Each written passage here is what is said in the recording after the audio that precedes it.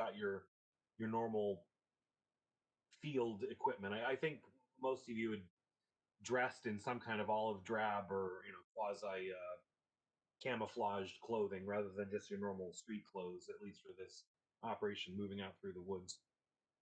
So as you're heading up the hill, the path is kind of diverging into one off to the left that's a lot steeper, but it's got more tree cover, or towards the right, which would be more towards the west side, which is more of a shallower incline, but the tree cover's gone, so it's more like exposed field and some rocks.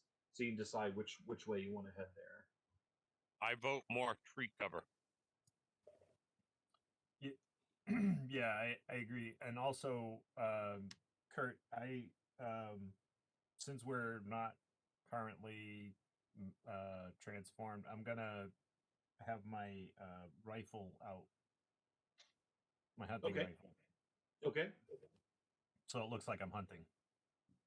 Oh yeah. Okay. As far as disguise, just by what you're carrying and how you're carrying yourself, if you were to be observed or something like that. Right. Okay. All right, so you head to your right, or sorry, the left, which is a bit steeper and but more tree cover. Um, it is that kind of very steep incline where you're having to kind of like hold on, pull on tree branches or the smaller trees to kind of pull yourself up over some of the parts. It is still more dirt and than actual exposed rocks or pieces, but it is a little bit of a difficult climb. Everyone just roll an agility check. I want to be watching out for any trip wires or anything that's attached to a tree as I go. So we'll do agility and then you can roll a perception. Yep. I'm gonna go invisible. Okay.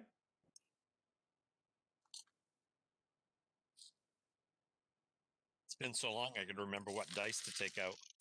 24.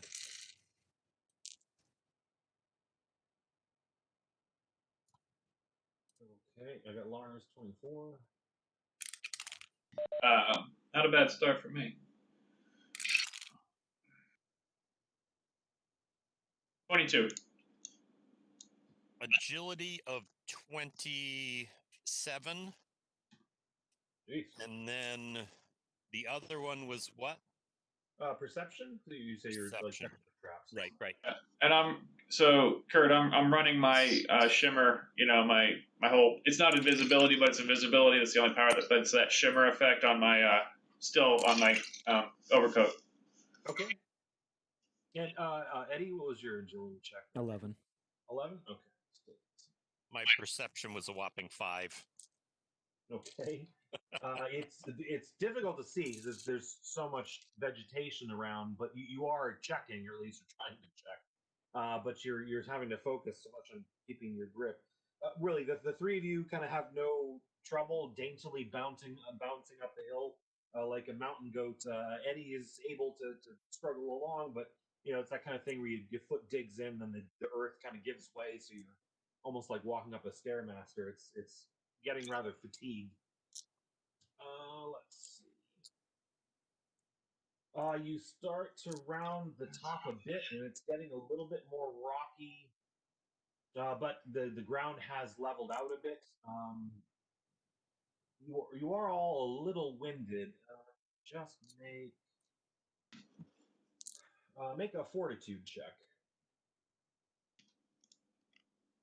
Is that everybody? Yeah. You've come about 200 yards, going at almost like a 60-degree incline. So you're really hoofing. 4. Okay. I got a 26. 17. Roll that. It exploded.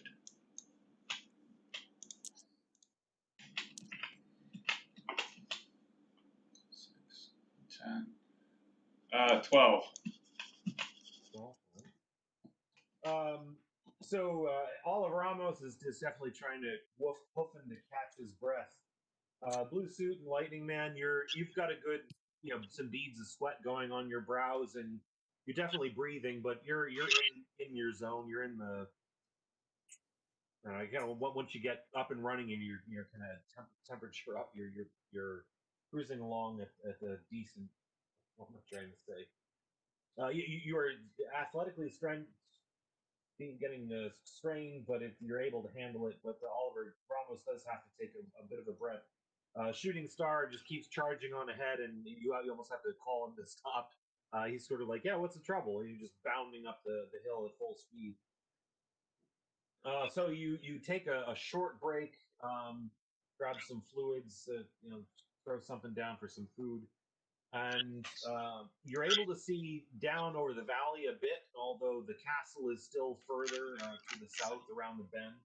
But you all just make a perception check as you're taking a respite.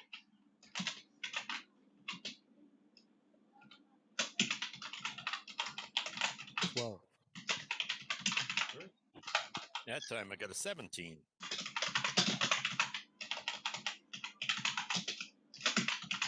13. I'm getting it. One sec.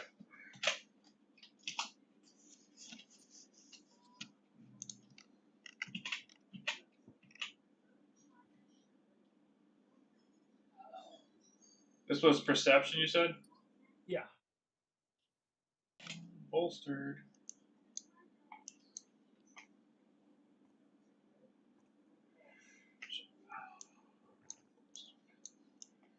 Apologies. I'm slow today.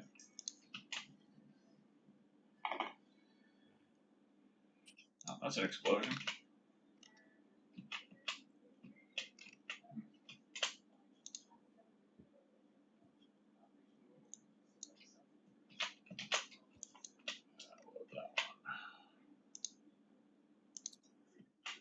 Come on, load in.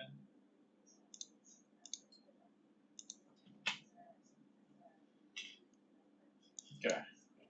25. Oh wait, no, sorry. My bad. 22. All right, so you've got a little bit of a flat space where you're catching your breath, taking a look around. It is on the quiet side. You are definitely out in the sticks, aside for a castle which no one seems to be living in. But the rest of the forest is a little bit on the quiet side. You do catch the occasional bird, but if you had any experience hiking and stuff, usually there's a little bit more rustling and motion, random squirrels, raccoons, birds, what have you. Blue Suit does notice, it is probably your Adler Brilla caught it. There is this one brown eagle that seems to be circling the valley. So, if anything, it's sort of like just flying around in this area. If you knew more about birds, you'd say it was probably hunting. It's looking for mice and stuff running around in the fields. If you're paranoid, you might think it was some kind of mechanical drone bird flying over. But as far as you can tell, it appears to be a normal bird. But it's pretty much the only thing occupying the skies. Okay. You've all caught your breath and continue on. You keep moving to the southwest. The pitch of the grade still is increasing, but a little bit at a leisurely pace, and you're able to make up some more time. And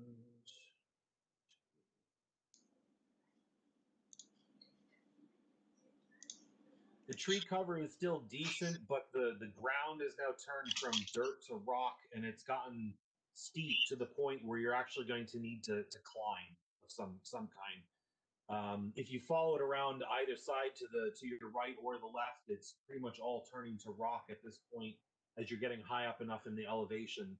And unless you were a really skilled free climber or had some kind of special ability, you're probably going to need ropes or some kind of climbing gear to get up at least the next 40 feet or so.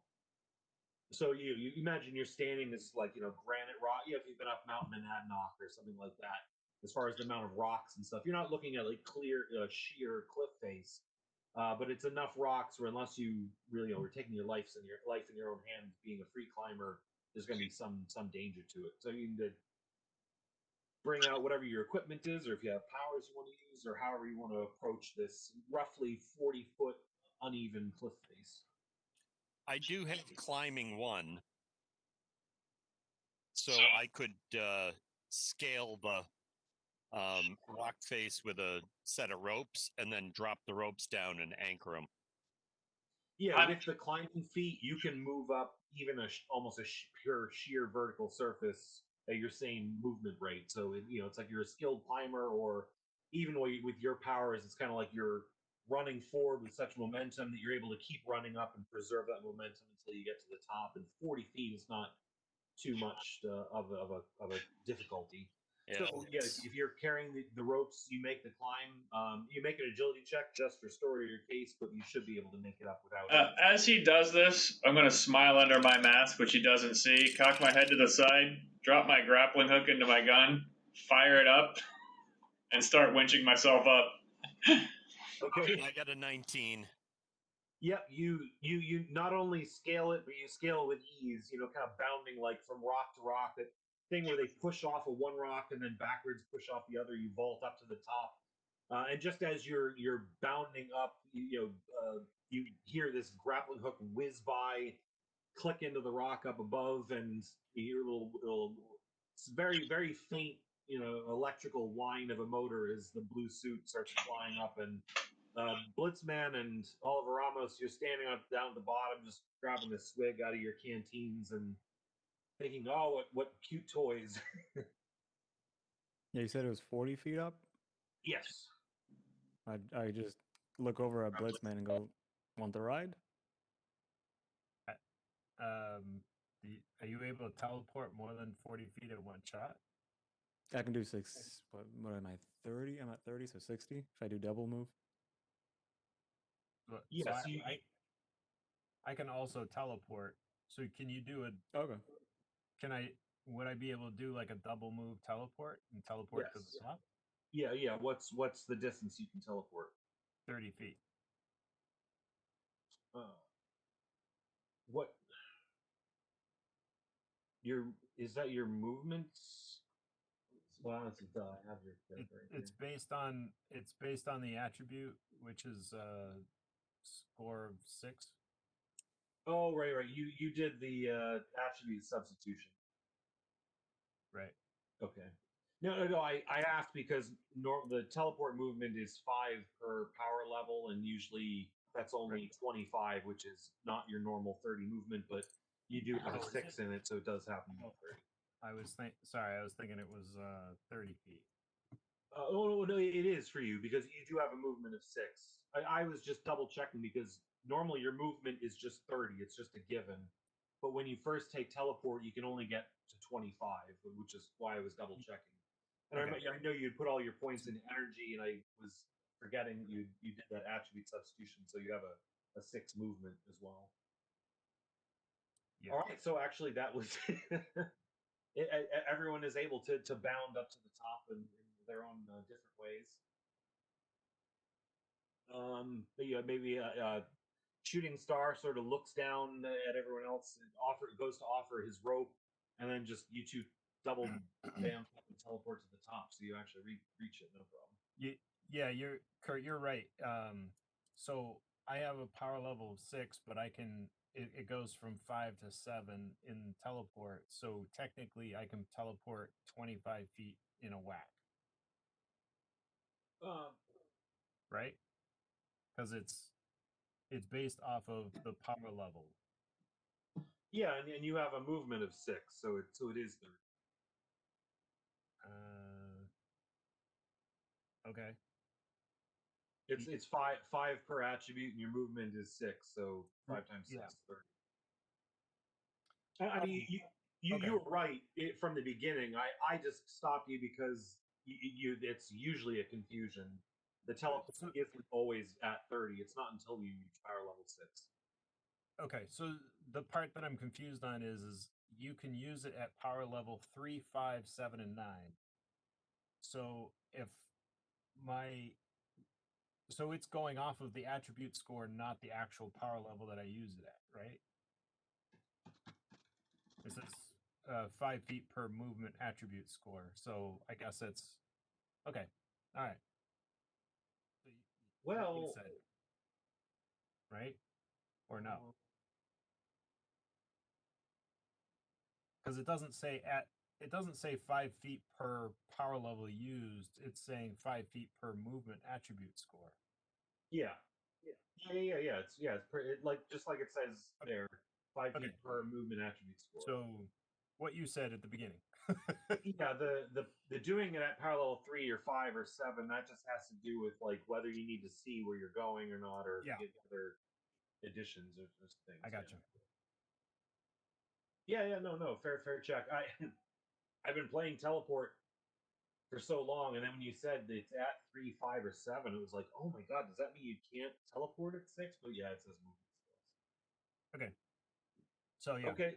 Double move, double teleport. Boof boof. So you make it up to the top of that ledge. It turns more to dirt afterwards, and then you've got more tree cover. It's leveling off a bit. You would estimate you're probably, roughly around this area. So still heading southeast to get onto sort of this side of the hill to see into the valley. The tree cover in this area is starting to lighten up a bit, and then you come to the edge of some bushes and the last couple of trees, and you're standing over a clearing, and it's rather large. It's roughly like maybe half the size of a football field, and it has really tall grass. And it's kind of striking how high it all is. And then when you see the edges of it, you recognize it's barley. So this is actually a large barley field that seems to have grown wild. So it must have been actually planted with rows and whatnot, but then it just overgrew that, and now it just hasn't been harvested in who knows how many years. But it is very thick, this sort of golden brown color, and it comes up to just about your chest. It's about 4 feet high. So however tall your character is, this is about how high this field is, and it's pretty much nothing but this barley for this entire area. But over in the middle of the field, there seems to be standing a figure. You'd almost think it was a scarecrow or something to begin with, but as you look closer, it appears to have this armor similar to the soldiers that you'd seen, and it appears to be holding or leaning on some sort of staff or stick. Um, from where you are, it's still a little bit a ways away, so you need a perception check to see if you can make out any more detail. The barley is also a bit high. It's the same 4 feet up on it as well. I'd like to use my rifle scope or the telescope that I brought. Okay, I'll say it'll just give you advantage. Whichever makes more sense. It's the same I get with the Elder Brillers. It gives me advantage. Do you still want us to get closer? Well, you're still standing at the end of the field. You haven't decided what you want to do, where you want to go. It's just from looking at the figure, you need to do a perception check to see if you can make out any more detail. So everyone just roll perception. Oh, I got actually, 13. Didn't I say I was bringing a camera with a telescopic lens on it? Yes.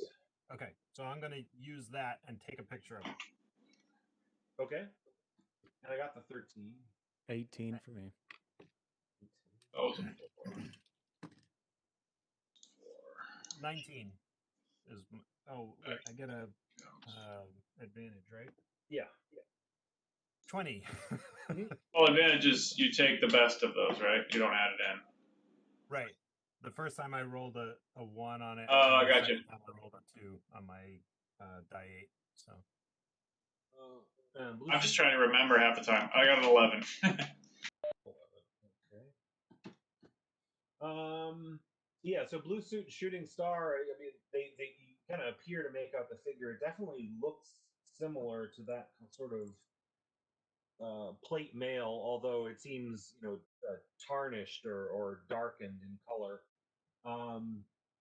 Oliver Ramos, like, you can actually make out that it is a halberd that it's leaning on, and you do make out that it is leaning. So as much as these things seem to behave like machines, that they sort of stand always upright. They don't really lean or slouch or recline back in chairs. And this thing does seem to be almost slouched on this halberd, almost like it's bearing its weight. And 20 with Lightning Man, you actually see this is a Gothic, and this is actually a Gothic style halberd, and you recognize it from a couple of the pictures and samples that were in the museum. You sort of remember this, sort of rough axe style with a point. But you notice in this one that this point is actually all melted down. So the rest of it seems to be in place, but this one last peak, it's sort of like it got exposed to a lot of heat, and it's sort of like curled and twisted and bent over. So the tip of the halberd is kind of bent over like this, almost like it was a silly putty that got warm in the sun. I relayed that information to the rest of the group. Kurt, can you point out roughly on the map where we are? Right about here. Okay. Thanks. And if this is where you were, you're probably trying to get to about here, which would get you your first good view back down in the valley before you start arcing around. So you've got, maybe another 300 yards to go. So the field isn't represented on the map, is what No. you're saying. Okay. So yeah, I relay what I see to the rest of the group. Okay. And you can decide how you want to proceed. If you want to skirt around it, move through the field to one side or the other. If you want to investigate, if you want to shoot at it, if you want to attack, or whatever you want to do. I kind of feel like since we're scouting this out, we should try to skirt around it. What do you guys think? When I heard that from one of you that the thing is slouching on it, I said, I wonder if that's a human disguising itself as one of these things so that it can farm the field. Or does this field look like it is past prime and it is just deteriorating? It does look like this was an actual tended field a while ago, which has grown wild. So it doesn't look like it's been, actually farmed in a while. Oh, at least not on a large scale, or not from the side you can see. I mean, it's possible someone could have, just harvested it by hand with some bits. And how far away was this thing? Middle of the field? Yeah, I think it's about like 50 yards, so 150 feet away. Okay. Should I have checked something?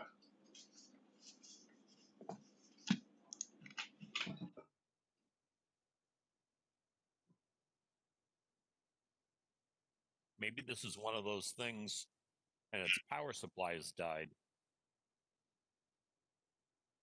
Oh, that's what I want to think. Talents. Long shot is 100 feet, right, Kurt? I believe so. Yeah. Okay. I was hoping to try to creep through to be within 100 feet and try to do an air blast at it to knock it over from 100 feet away.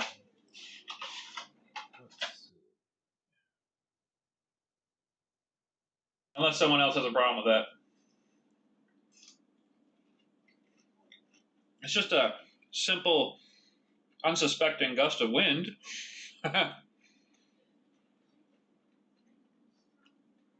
see. Whatever. If you have long shot, it's not that it's 100. It doubles whatever the distance is. And for most towers, it's typically 50. So yeah, it'll be 100 feet. So I guess if you want to do that, you just want to move up to 100 feet, or do you want to move to a stealth, or like low crawl? Or... Yeah. So I can just slowly move because I still have the kind of shimmer effect going, and it's just one of those things where I just want to deliberately move, trying to stay stealthy, of course. Not trying to purposefully move it. I mean, obviously, when you're going through these things, you're going to see like things moving around, but I just want to get within 100 feet of it, and then I just want to do like basically a aimed shot, like focused action, to try and hit it with the forced move Bane. Okay. So you're gonna like you've got your shimmer on, but still it's thick grass, so you can kind of see movement, and there's still a sound component to it. So you're trying to stealthily move through the barley. So just make an agility check to move forward up to. Now, let's hope I don't F this one up.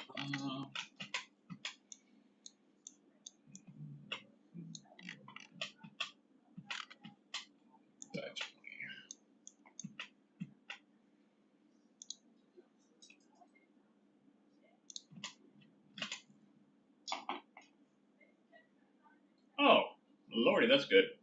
Not well. It's 14. Not great. Not terrible.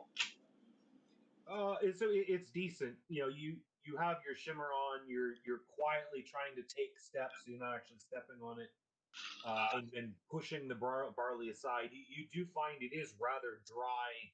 Either it's not gotten enough rain, or if there was irrigation originally, the irrigation's not working, so it's a little crunchy. So you're having a little bit of noise, but you are able to move up and don't seem to make too much of a racket, and there's no movement around you, so you seem to be in a decent state or comfort. You aim and take a shot. Go ahead and roll. Just like Okay, I didn't know if anyone else had, like, it was going to take me a while, so I didn't know if anyone else wanted to do anything while I was doing that, or if they had a problem with it. But yeah, everyone's gonna stay back at a nice safe distance. all right. I will continue to observe through the camera lens. Okay. Staying back but ready to move. You got good pictures of Blue Suit being skewered. It's been so long, I have to, like, okay, there it is. Okay. Yeah, I know. You don't play this for like 3 weeks, and you're like, how do I do this again? I'll get the photos developed later and be like, and this is the last living photo of Blue Suit. This is a picture. I'm like, help me! So this is focus, which means advantage, right? Yes. I did roll a natural 20, so there's that. Oh, and I rolled an 8. This might be like the most precise freaking force move. This thing's gonna like shoot out. This is gonna like yeet out the end of the freaking. Yeah. All right. So that was advantage, which is better than the 1. This gets rerolled and this gets rerolled. So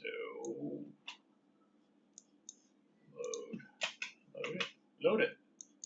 Load the cannon. By the way, Tabletop Simulator half off. Just saying. Steam sale. That's $10 you can spend. I swear to God. 5. So it's another 10. So 43 on my applying of a gust, a gentle breeze. So you fire, and the barley is roughly up to the thing's You see like the barley moving as it goes. So I mean, you're kind of want to hit him kind of center mass to actually get that thrust back. So you're having to aim down just a hair, but you all see it. The shot goes off, and like the barley just parts in this straight line, like Akira style. The blast hits it, and you do hear this the metal clank. It flies back. The helmet goes sailing off, and the thing just flips ass over tea kettle a couple of times and lands about 15 feet behind where it was. And then the halberd is tipped over, but it you figure it must be stuck in the ground, because when it goes, it seems to let go of it, and the halberd just kind of like tips over at maybe like a 30-degree angle, thin enough so it's not actually blown away. The thing lands with this clunk and crumple of metal, and after it is just silence. It's just the wind blowing. You don't hear any movement or other clanking. There's no other rustle in the brush, as far as you can tell. You can roll perception if you want to see if you can detect anything beyond that. But that's you open the trunk, and then you wait for the monster to jump out, and nothing's happened just yet. Right. All right. And when that happens, I'll just look back at the other guys and kind of shrug, like, It was a pretty sick shot. it was. Holy shnikes! Another 20. There's the 4 that gets rolled. So this. Okay, so the 4 gets used. This loads, and I roll that, and I roll this. I'm gonna perceive the shit out of this. I'm gonna roll like crap for all of my attack rolls, but I'm sure as hell gonna perceive. And okay, so it's 7. I guess at least one of us should go up and investigate. 31 on my perception roll. I kind of guessed that would be blue suit, but Yeah. So, so you do make this high perception check. You know, you're able to register even movement beyond like the normal human eye through your glasses, as well as catch some whiffs of heat, and you don't sense anything in the area. Well, that was anticlimactic. I will once again turn around and go, oh, let's see like this image go. I'll let other people decide. I'll kind of just sit there and kind of, I don't know, think about it for a second, try to apply logic in some regard to the whole point of it. My thought process is some sort of detection type of thing. Or maybe it's just a warning to the locals, like, this is her domain, you know her stuff, like, stay the F away type of thing. Like, it's a scarecrow, and not for birds, but for people, like, almost like she's marking her territory type of thing. That's my thought process for this thing. Kurt, I'd like to do a perception check using the camera again, and then, I'd like to do that to start with. Okay. And for Eddie, blue suit moved forward about 50 yards or 50 feet into the barley field where he's 100 feet away. He took a shot with his air gun. It kind of like split the barley down the middle, and he got like 43. So it like knocked the thing's helmet off. The suit just went ass over tea kettle a couple times and landed with a clunk in the barley field about 15 feet far back from where it originally was. And then everyone sort of paused, and Blue Suit also scanned and also got a very high perception check. And he didn't see any movement or heat signatures in the area. And the sword is still standing. Yeah, no, I'm with you. So I got a 14 on my perception check. Okay. So I'm gonna start slowly moving toward where I think that the unit landed, trying to move quietly. Okay. I just give me an agility check, and does everyone else just gonna stay where they are, or move anywhere else? well, we're going to be moving past this field, correct? Yeah. So we either have to go through it or around it. Yes. All right. So I'm going to go clockwise around the field. So if the field is straight ahead of me, I'll go to the left and around it. Okay. I'll move right along. So I'll get my haste going, and just haste, and just move around it relatively quickly. Yeah, there is a break in the brush, so you've got like really thick barley. Although I mean, you could run through without any trouble or any hindrance. And then sort of thicker vegetation in the woods, but on the edge of the clearing, where you could tell this must have been a field that was cleared, tracks laid. There's edge on the area where you could move at speed. Yep. And then just as you're moving around, just give me a perception check as well as you're rolling around. Alrighty. So Kurt, my agility check, okay, Eric got a 5 on his perception. What's running fast? For my agility check, I actually rolled a 1 on my 20-sider, but pulled out the gutter ball by rolling a 10 on my 10-sider, and then another 10 on my 10-sider. So anyway, 23 is the sum of my agility check. Okay, so you're weaving right in between, and you pretty much moved up to where the blue suit is, and you almost been able to step in his footsteps, so you're not having to disrupt as much barley. So you've barely made a noise, and for a second he's almost startled as you appear like right behind him, and sort of like checking in. Eric, you make it to the other opposite side of the field, so you're pretty much opposite where they had started moving in. Eddie's still back at the tree line. You got the two of them like 50 feet in. You're at the opposite end, who's way on the other side. You can kind of see the hole in the barley wherever this thing must have landed. You can still see the halberd sticking up towards the middle, and you didn't notice anything else around the outer berm. And on the other side, it's also more thick vegetation as it's proceeding just up over the crest until it's going down into the valley. So you're on the opposite side. You two are like halfway into or a third of the way or so into the barley field. Eddie, you do anything or anyone else? I'll follow Shooting Star. Okay. No, so we'll say he's trailing a little bit behind. Is not moving quite at your speed, but is able to keep up. So you two are on the opposite side, and you two are like 50 feet into the barley field. Yeah, I'm going to creep forward to examine the sword. I really wish I had my clockwork guy, but I don't get him till the end of this thing. Well, possibly. Who knows if I get it. So when we find this thing, if we find that it is a full automaton, maybe just the power's gone out of it or something, we really should be bringing it back with us for the guy at the museum. My prime concern right now is I'm concerned about the sword. I'm just curious. Actually, not concerned. Curious about the sword. So I'm doing this whole like, Or it's a halberd, Spear, right? A halberd. halberd. Well, oh yeah, halberd. You're right, halberd. I was thinking. Why was I thinking Spyhander instead of halberd? You're right. Yeah, I'm curious about the halberd. My bad. Yeah. So I mean, it does look, as I said, like similar to a Gothic era halberd, like you'd seen in the museum. But as Blitzman had pointed out, you did notice that the tip seemed to be melted and like kind of folded over and blackened. And it's still sticking in the ground, roughly in the middle of the field. Get to the halberd, and all of a sudden, oh my god! Stocking stuffer. I thought it was gonna be a mimic. You know, it's like, oh, you find it a treasure chest. Oh, Lars, you want to see something cool while we're still doing this? Oh yeah. He's not there, is he? You got a new computer? Yeah, I built out a new rig. How did you find any video cards? So here's the best part. My friend Scotty loves to have the best of the best. My friend Scotty got two 3090s that he overpaid for on eBay. Love you, Scotty, if you're watching. So he said he didn't need his 2080 Ti anymore, and he would sell it to me for $300.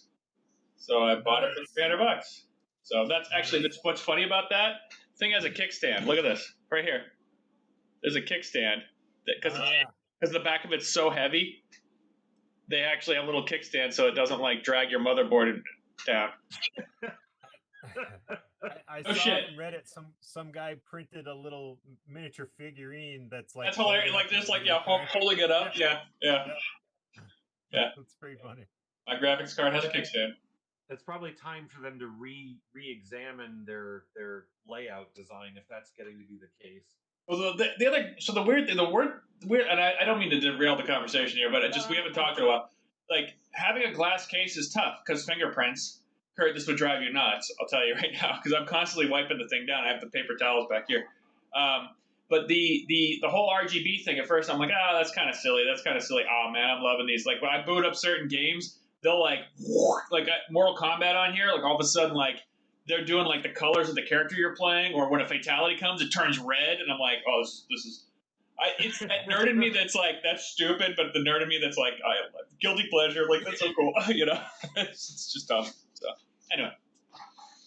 And I didn't get that. What are video cards really hard to find now? Yes. I thought that the whole Bitcoin thing had passed. NVIDIA released their 3000 series RTX, and the beautiful thing is that their 3060, the entry level one that they have, is like $400.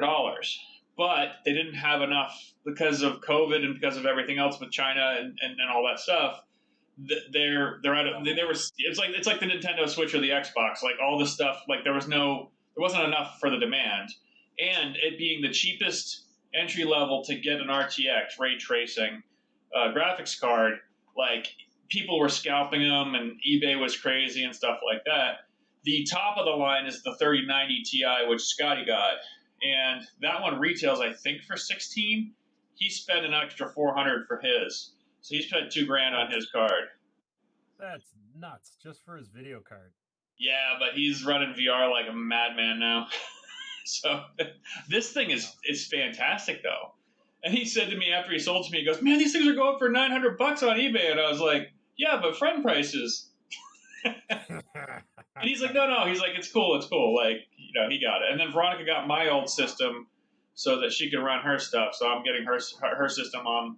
And my old system was fantastic. It just didn't have enough horsepower for the VR and some of the other stuff. I mean, it worked, but it was kludgy and would crash and stuff. Like, this thing is a workhorse, man. It's going to be good. I haven't even overclocked it. I'm just waiting.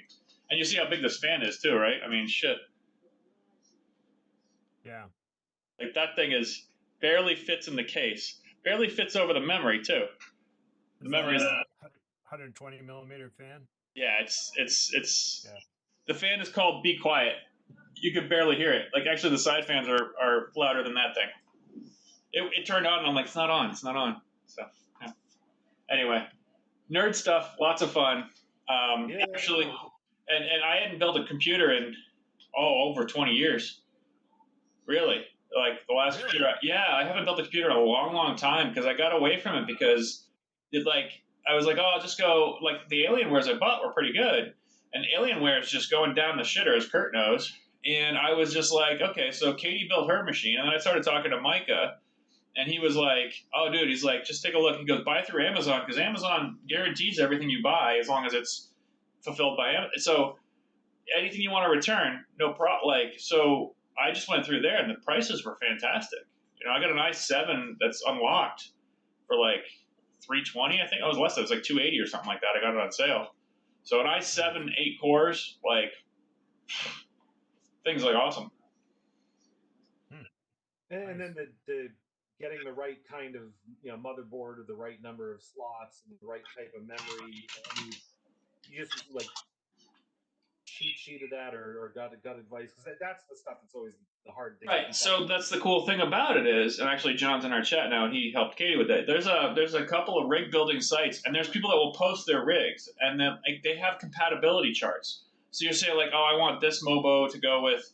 Yeah, I want this MOBO, like I want this CPU, this type of memory, and this MOBO, and it goes through and says, is this compatible? Yes, no. And then the cool thing is there's actual users that'll post their builds, and they'll say like, oh, this didn't work with this, or oh, this is awesome and it worked great. I use this case with this and this fit right. So because the community is building rigs and stuff like that, you just have this whole like breadth of knowledge that you can go off of and not worry about it. Because the last time I built a computer, it was such a pain in the ass. It was like, then this motherboard didn't have the right firmware. Like this thing was a lot of fun to build.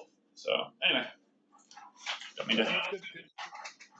So yeah, if you're looking to build at some point, Kurt, let me know, and we can talk to Micah, and you know. Yeah, I've been thinking about building an upgrade, but there are no video cards to be bought out there.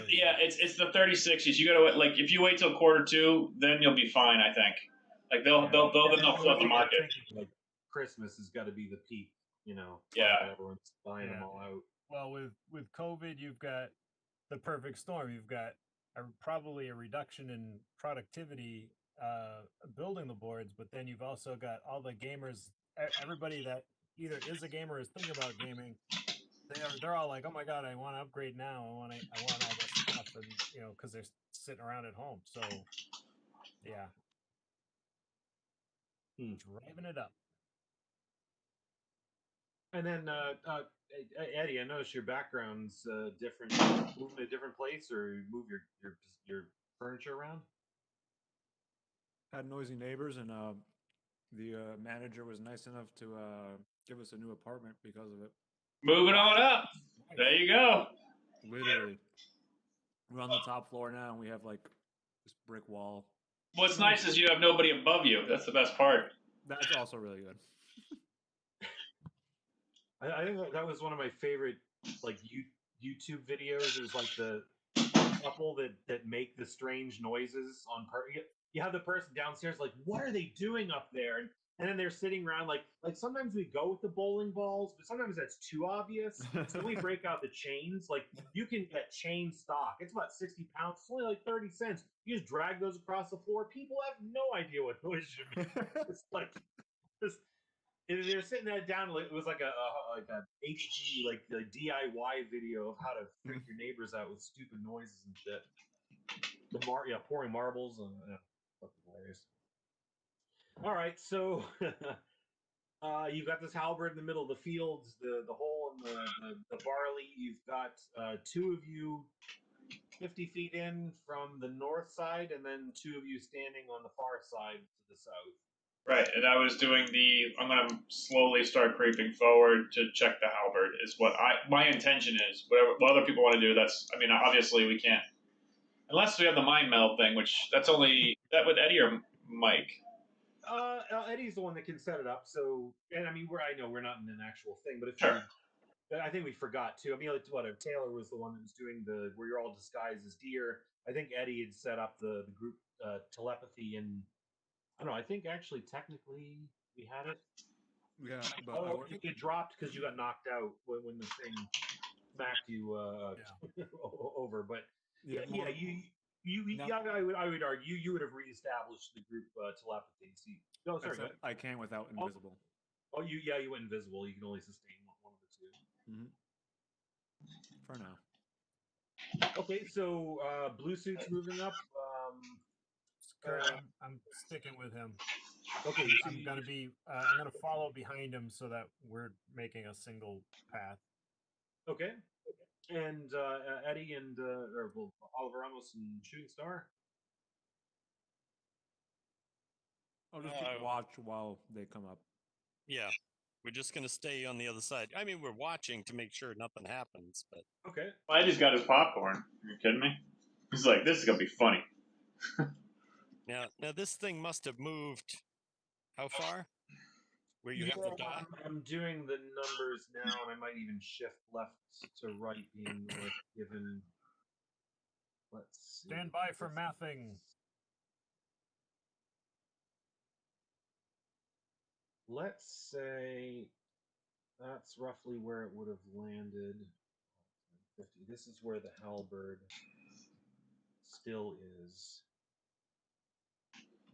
And let's go and get everybody on the field. Well, it's not everybody, but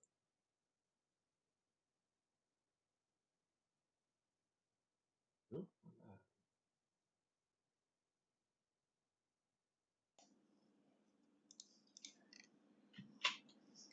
so I'll put you guys as here.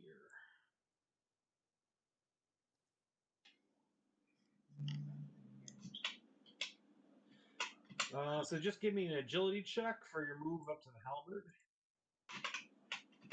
Okay.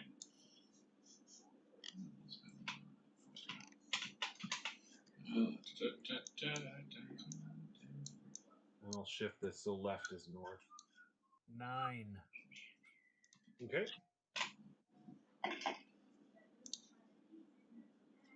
I'm gonna make a perception check for like behind us, just to see if there's anything moving around. Yeah. Like a 360 scan, just to make sure you're not being flanked or stuff. I actually ended up with a 29. Okay, I'll do it. I rolled a natural 20, and then it is still just the wind blowing in the trees. You 34 place. Okay. You do spot that same eagle sort of flying overhead, although it's still to the west of you, so still roughly over the valley area. Okay, so you make it up to the halberd. You can see the spot where this thing was standing, and there's sort of two heavy footprints rather down a little bit deep in the dirt, as though this thing had been standing there for a bit, might have even sunk in a bit. And the ground around those two footprints, as well as at the base of this halberd, seem to be blackened or charred. The halberd itself is, obviously has the metal tip.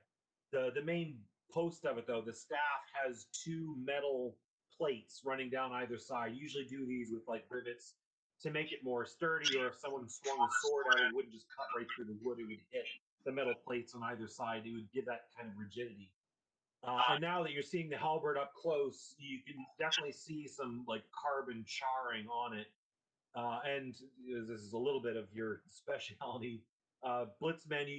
This looks like a lightning strike to you.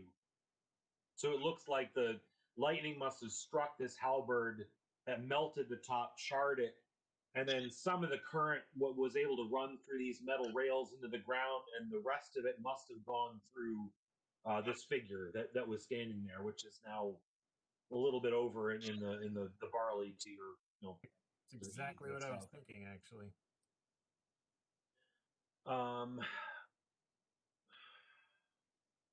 That's really all there is to see here, at least as far as the halberd and the footprints. So it's flat out just like the halberd's just basically slag almost like. Yeah, it's like that top point of it was slag, and then the rest of the the current would have gone Right. down those rails as well as down to the figure holding it. So the ground itself is just blackened. There's nothing of note. Yeah, the vegetation, so the barley around it is still all intact. The charring you're seeing is a little bit, it's on the metal as far as down the earth and where the footprints were. So you imagine this lightning strike must have happened, I mean, at least a year ago, if not longer than that, because you've had like a whole season of growth on top of it, as well as the depth of the footprints and how long this thing must have been standing there in the mud. Okay. So almost as if I kind of like turn to Lars and whisper, I'm like almost as if like this thing was caught in the middle of a field, got struck, and just is there possibly. Like it was marching out and got caught in a storm and just left there. Kurt, I want to look at the shaft to see if I note any like char marks or anything where the hand was holding on to it, or where. Oh my! Anywhere on the. and you Yes. do. So you can see the length of the wood does get charred in some parts as the lightning was arcing between these plates. But you do also notice charring in a spot roughly where its hand must have been. I mean, you could see where it was standing and kind of slouched over it. I mean, even that slouch, you're thinking it might have even been bonded to it, like almost melted to the handle. And if it wasn't for that, it might have just collapsed, and that was the only thing sort of keeping it upright. But yeah, as far as where the wood is, and even some of the oxidation in the metal, you can tell where there's two plates touching each other. Okay.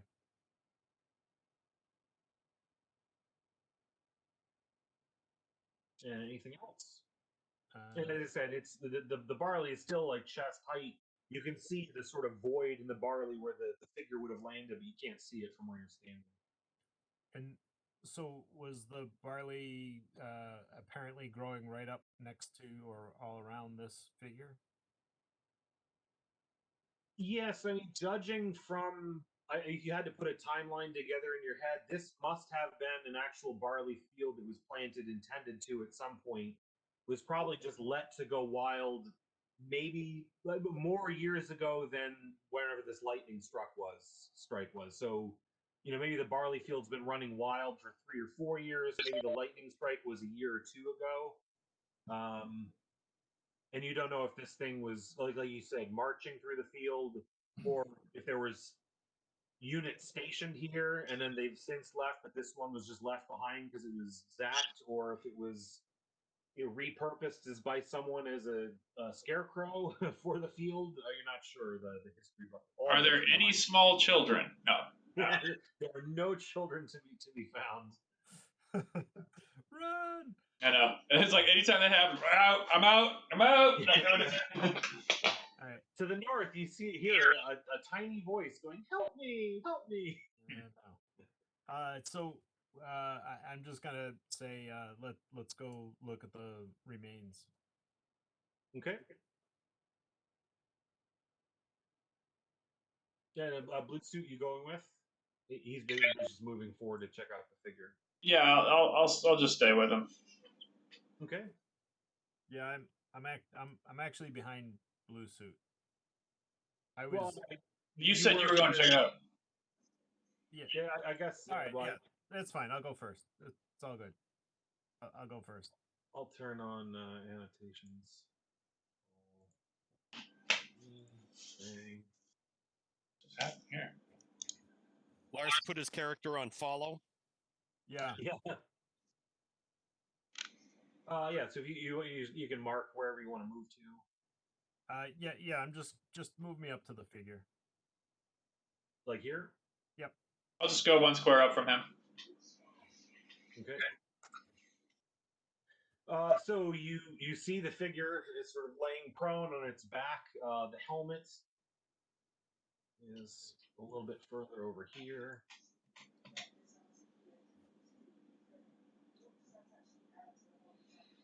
The figure up close does look very similar to the one that you'd seen in the museum, although it seems to be a little bit newer. Maybe some sort of designs pieces seem to be a little bit better. It does have significant charring on the right hand as well as on the feet. Where there are holes in the plates where you can pull them apart, you can kind of see the innards being just all rusted out.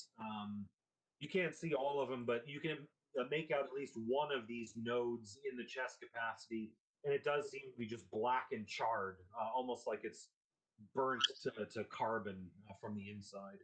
Did you say it was on its back or on its front? On its back. Oh, okay.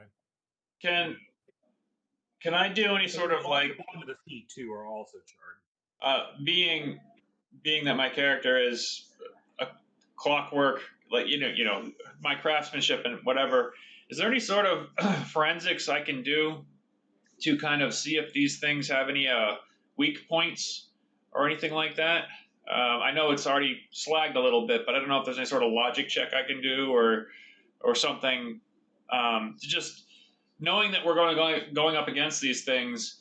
This is the closest we've ever been to something like this. I was wondering if there was something I could do to try to, reverse engineer any sort of. I mean, go ahead and make a roll. I mean, this is kind of maybe I think that might have been the one night you're here almost every single one. I think that was the one night you weren't here was when we were in the museum. That's what everyone was doing in the museum was start kind of checking them for technical weak points and stuff. But I mean, you're definitely the one that would know more about the clockwork stuff.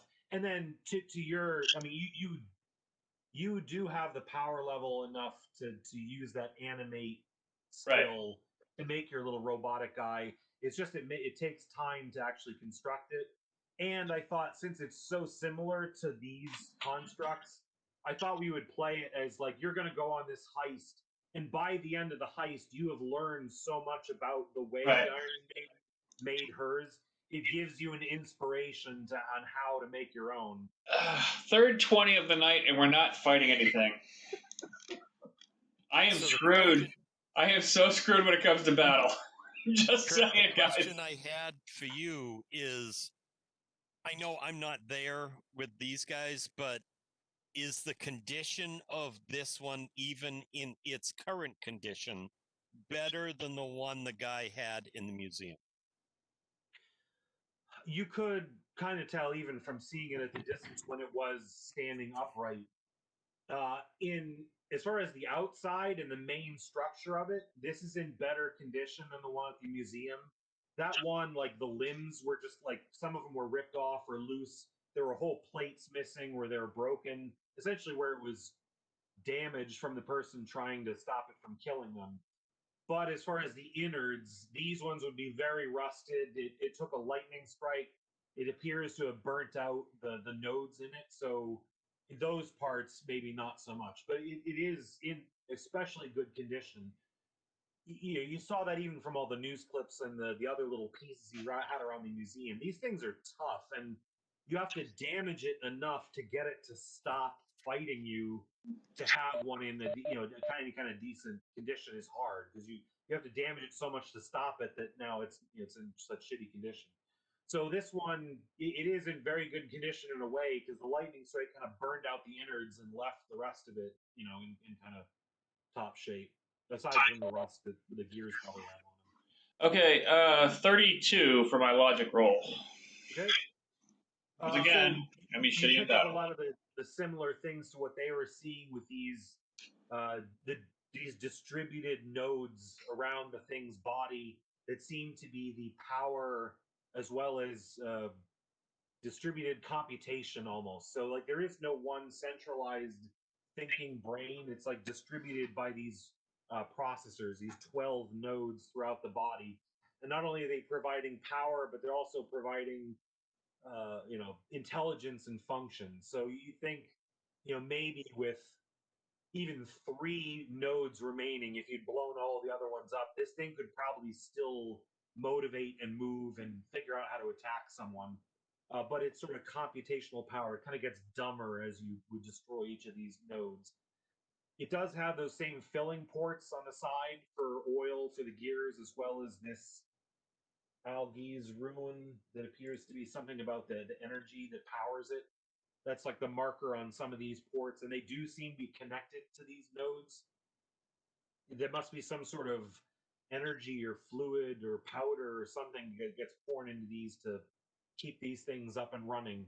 It's maintenance as far as well as actual power. And then as far as weaknesses, sort of similar to what we went over in the museum, you think fire is probably not going to do much unless it's really intense heat enough to melt gears. Cold would actually probably do decently well because it would drastically increase the viscosity of the oil. The gears would probably freeze and bind and stick together. Um, Gunshots and stuff.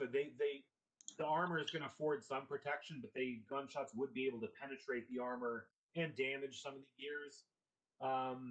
Piercing damage is probably going to work better to get through and actually damage the gears on the inside.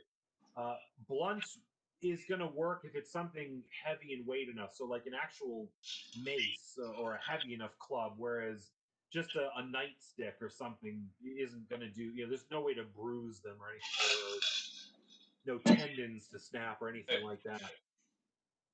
And I left it open to everyone too. If you wanted to grab, there's a variety of the different melee weapons that were in the museum. So if you normally, I think Eric did this in this one case. He's normally carrying a sap. He would actually need some kind of heavier mace or cudgel to actually do some damage. Let me check chat quick. What do you say? Let's see. 713. Taylor should be coming back soon. Picking up. I didn't want to interrupt your Oh, conversation. yeah. So yeah, the curator had helped quite a bit, and he even let he let them all play with that Algi's rune power port, like zapping it and doing some things to it. But there was a promise of after, at least at the end of the whole thing, bringing him back some kind of sample, whether it's this one or one you do during the infiltration, or whether you want to hike this out now or come back for it later. How heavy is it, Kurt? It's pretty heavy. I'd say like 300, 350 pounds, maybe. The thing is almost all metal. Okay. Even with the cores burnt out. Is there? So it would probably take 2 to 3 of us minimum lugging this thing to get it out of here. Yeah. Is there anything? I'm gonna go examine the helmet. Does it appear there's anything inside the helmet? When you check the helmet, let's see. I'll have you move. Well, or where do you want to? You just like to the nearest one here. The diagonally down one, please. Yep. All of a sudden, blah! So you pick up the helmet, and it's similar to the one back at the station. It does have some gears and motive pieces in it. I can't remember if I said no. The nodes are all distributed through the main body. There's no node in the head. It is able to perform functions, sort of turning, tilting, and stuff. There are optics, so some sort of sensory equipment in it, and you can see that in this unit as well, as much as it's probably rusted up from the inside.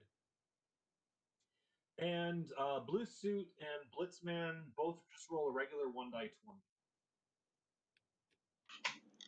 If I roll a 20 here, we're so screwed in combat. 7.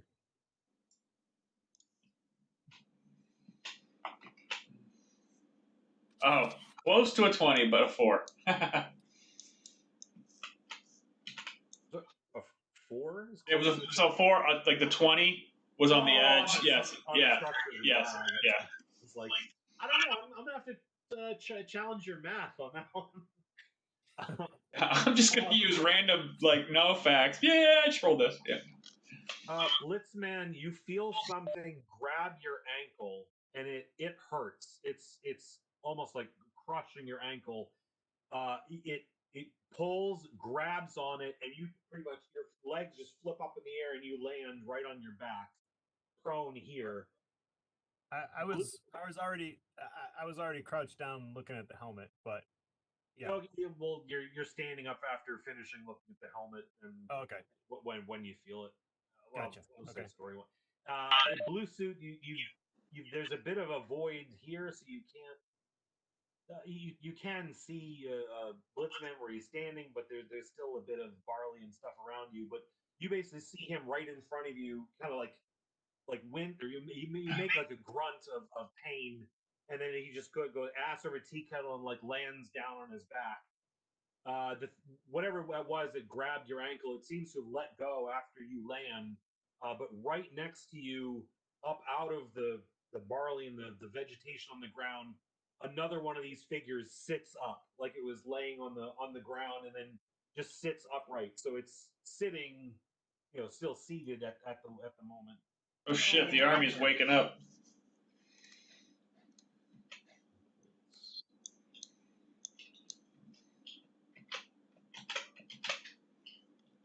We'll place it here, and we'll do initiative.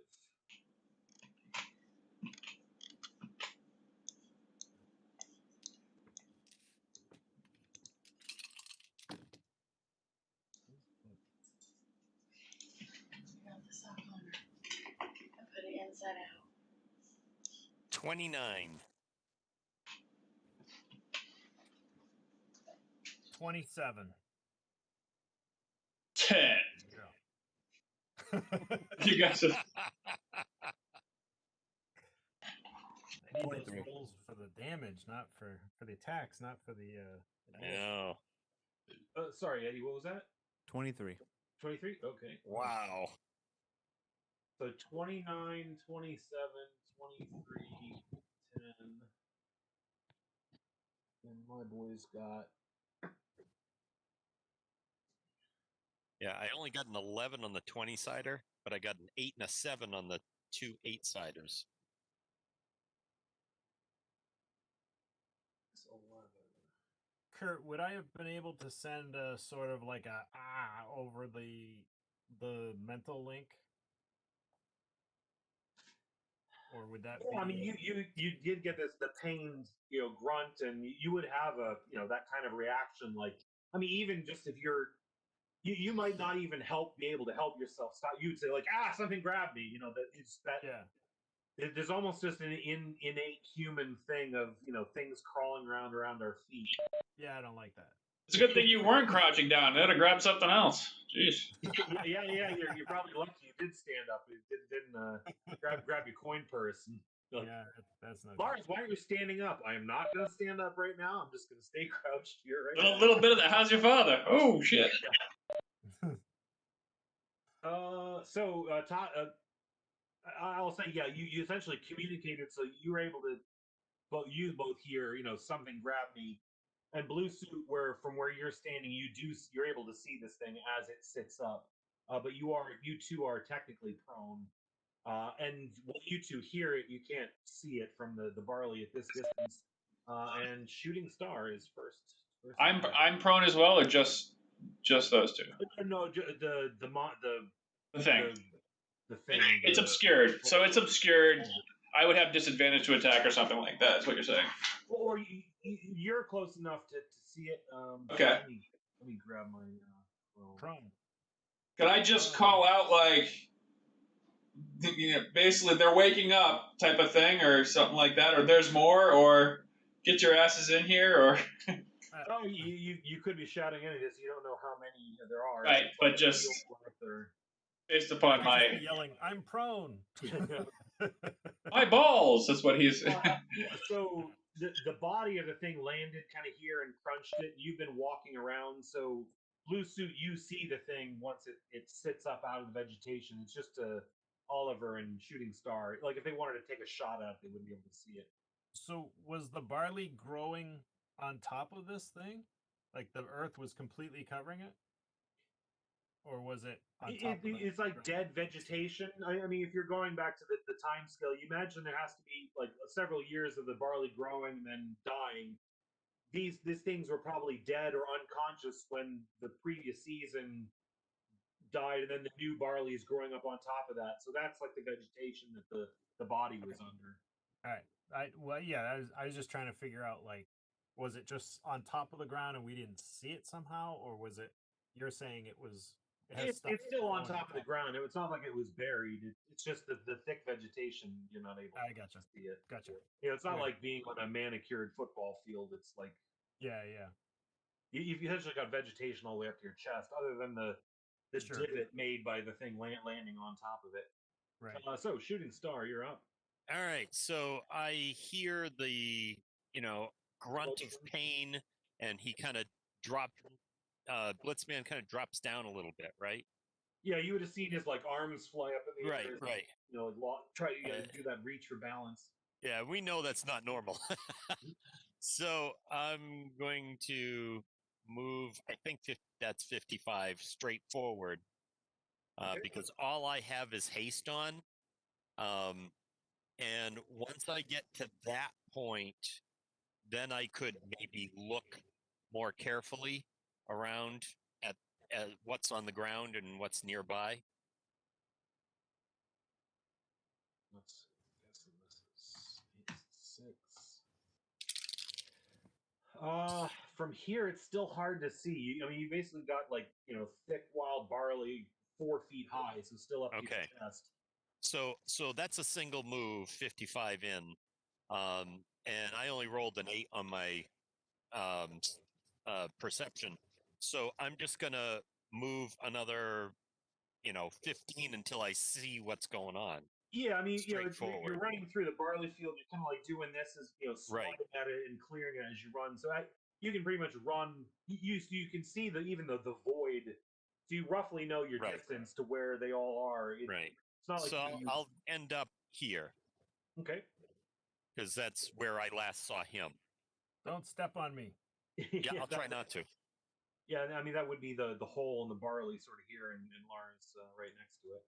Yeah, and so that's my actions. I Okay. think I'm out of actions because I made a double move. Yeah. I mean, I could take that extra move, but that's really my looking around type of thing. Well, the perception is just a minor, and you'd have 2 actions plus your extra one from haste. So you could do essentially a double move and then still have an extra movement to attack. I'll ready my weapon. Okay. That's what I'll do, Okay. and Yeah, I'll be ready for next time. Technically, couldn't you use your haste for your attack? Like you did your double move. Yeah, I could. It would be at A minus. disadvantage 3. Yeah. Well, actually, But I gotta see it before I can hit it. Yeah. Oh, actually, it would be 1 less disadvantage because the thing is prone. Yeah. Since you're standing over it. I mean, I would give you At that. that point, can I see it enough to attack it? Yeah, I would say you could. Okay, I'll do it at disadvantage 2. I got to roll 2 more dice then. And I'm guessing you're using your the melee weapon. Yeah. Yeah. And the 8 and the 6 are gone, so that's still a 24. Nice. I rolled a 17, a 4, and a 3. You do hit.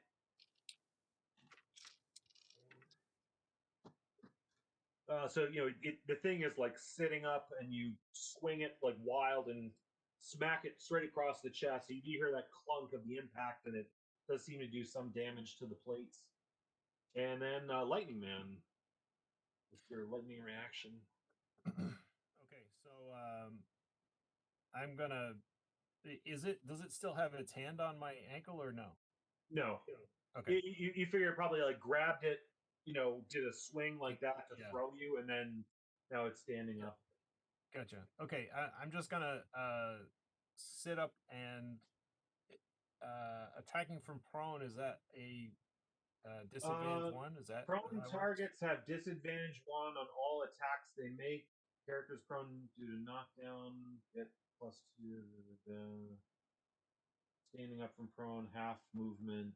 Yeah, so you even if you're prone and it's prone, you would still have disadvantage 1 in attacking it.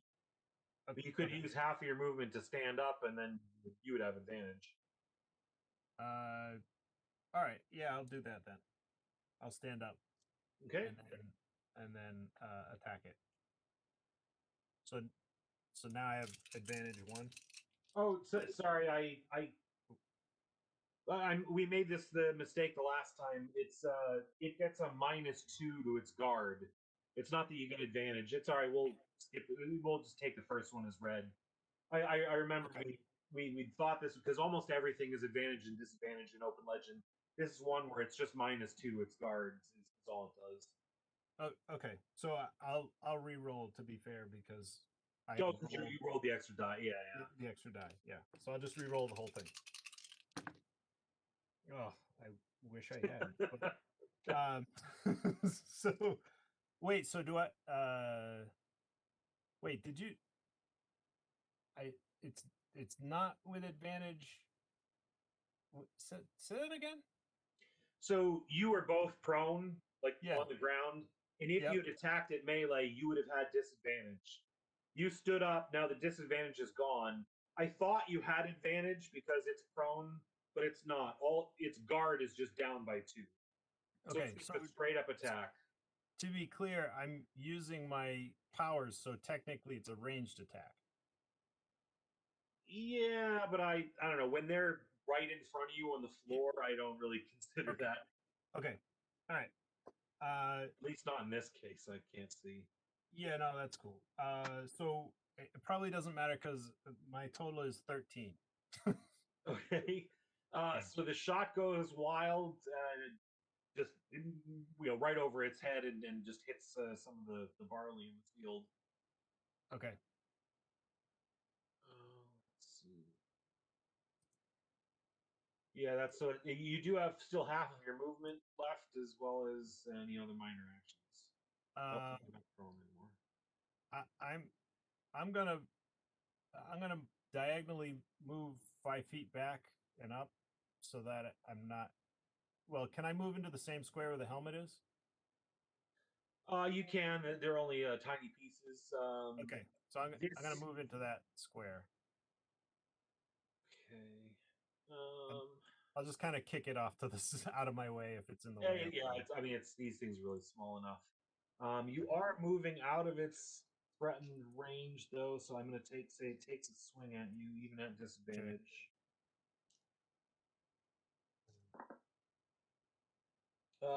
It takes a swing and a miss. So it had grabbed you and flipped you up. It sat up, and now it has a mace in its hand, and this is what it swings at you just as you step back. It kind of swings right in front of your chest, and it looks like this.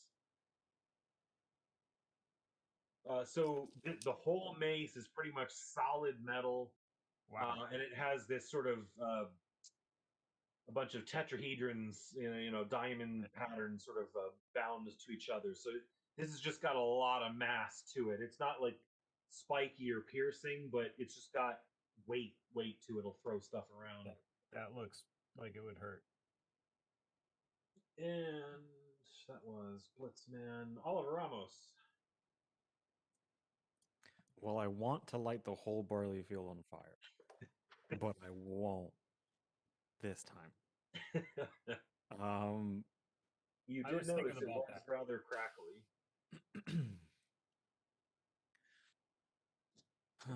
So I think things should still work. So I'm gonna immobilize them.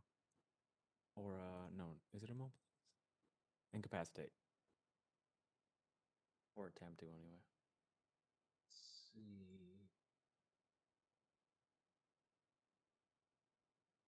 I think you'd still have. I think for yours, I don't think you have long shots. So you need a 50 range, and even though with your influence you don't really need line of sight, you kind of have to know where they are. Okay, so I can't see him. Yeah, yeah. I mean, I think you're too far away, and I think for the influence, you don't always need strict line of sight. So if like you're shooting at a guy and he's hiding behind a desk, you know where he is, so you just kind of reach out to his mind. Whereas if you haven't seen him at all, if it's like an invisible guy in a room, you can't sort of target him that way. So yeah, I'd say you need to at least see where he is, and as well as be within a range to reach him. Okay. Hopefully this doesn't break my ankles. I'm gonna teleport like 30 feet up and kind of towards them, just to see if I can see them and what they're fighting. Okay, so you're essentially doing teleport like at an angle to get a little bit of height, like Yeah. down on him. And you'd be like teleporting up and then letting yourself fall back down to the ground, or do a double move of like teleport up and teleport down. I guess if I can see them, then I'll teleport back down.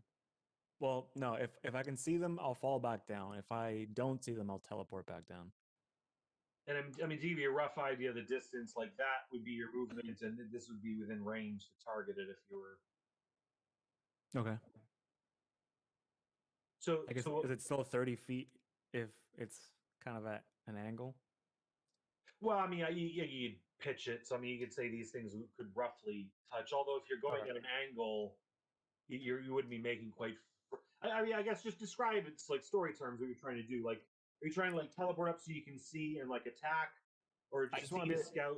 I just want to be able to see them so I can hit them. But if I don't see them, I'd rather not attempt to. I'd rather attempt to land without breaking something. Yeah, that's what I was gonna say. Like, if you only teleported like 10 feet up and 20 feet over, you could fall from 10 feet without you could like land whatever superhero landing or not. Yeah, yeah, I'll do that if I 10, can. Yeah, see if 15, that works. 20. Really, it would be like to here. So you teleport to here, essentially, teleporting 20 feet this way, 10 feet up, and you're able to see at least the holes in the barley. You can kind of make out where the figure is, although it's not really a clear shot, although you're still too far out. Mm-hmm. Mm, So you're here now. This would be the minimum range to attack. yeah, I guess I'll go ahead and move. Yeah, I'll use a second action to move forward 30 feet. Okay. 30. All right. This thing stands up. As it stands, you see it still has the mace in one hand. It has a round round wooden shield in its left hand with like the two braces, like one holding one on the arm. The shield is made out of like several planks. So it would be like all nailed and bound together. But all the wood is almost rotted away, and as it stands up, most of the rest of the shield just crumbles in these wooden pieces, and there's just like half of a board kind of still attached to the grip that it's holding on, but it hardly constitutes a shield now as it stands up. Is the mace part of it like attached to the hand, or is it gripped? No, it's still gripped. It was another thing we went through at the museum.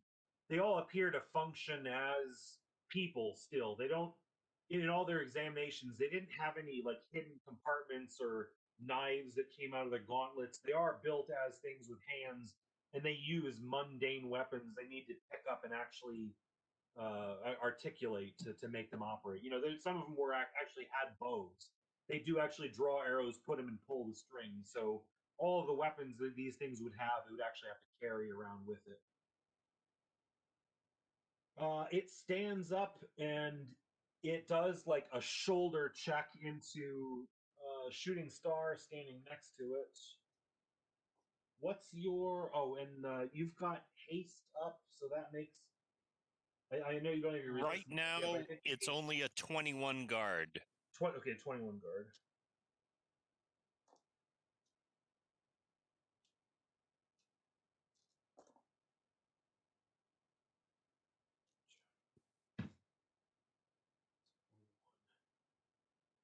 It hits. It does no damage, but it does send you flying back. So 10, 15, and you land prone on your back. So this is essentially invoking the Bane's knockdown and forced move. Yep. It's essentially like it stood up, did a shoulder into you. You sort of pushed off your feet and then landed back in the barley back here. And let me put prone on there. Stand make one for knockdown.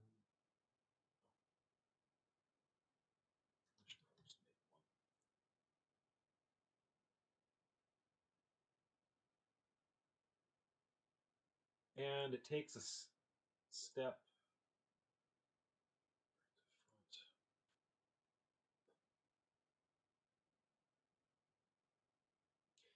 So it's stands up, those half of its movement, shoulder checks. It takes a step to here, like it's in ready battle position. And just the two of you, because you're close enough, you hear that like rattling, tinking sound of it tapping on its essentially like it's tapping its toes. So we described in the museum inside of their feet, they kind of have these array of hammers of different weights that kind of tap out Morse code or some kind of signal on the floor that could signal with others. You don't know if it would work, in dirt or where it has to operate within, but you do hear this little rattle tat that you heard demonstrated in the museum, and it's the blue suit's turn.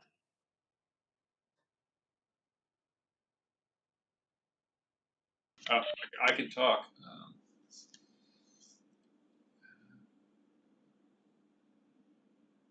Resistance, forceful, persistent. So I have to invoke it to. Oh no, it's persistent. Okay.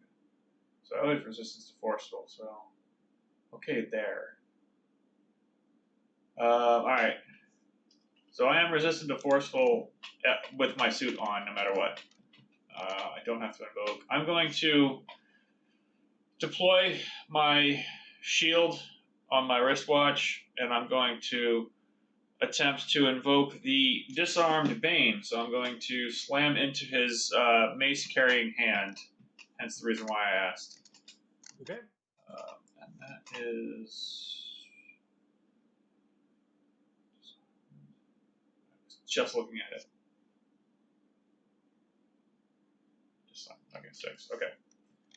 So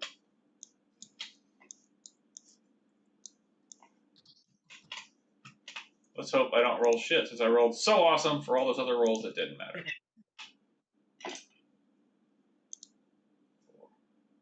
I'll take it. It's a 25. 25 is going to succeed. As a disarm 6, so I have to choose where the mace goes. Let me see.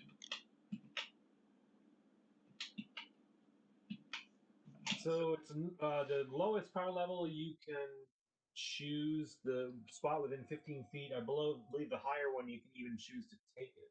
I can assume control of it, but I don't want to. I would actually like to.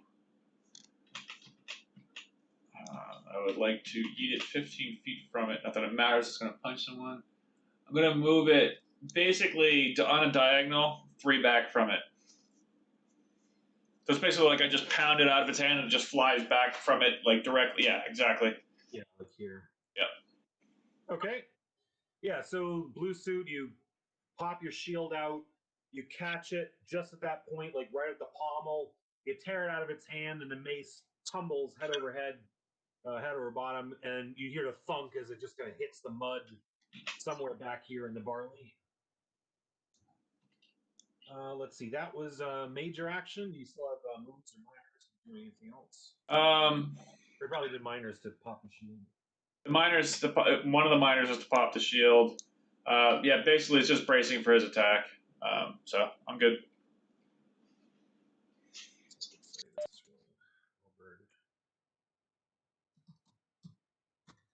All right, then I think we're back to Shooting Star.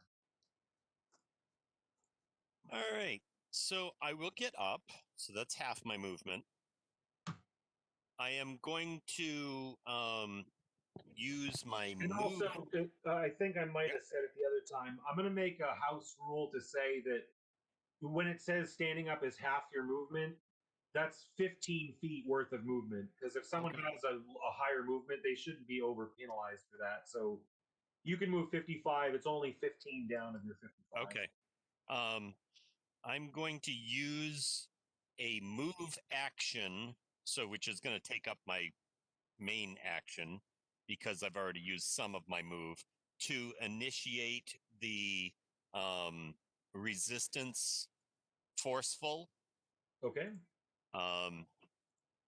And then I'm going to use the remainder of my regular move action to move up.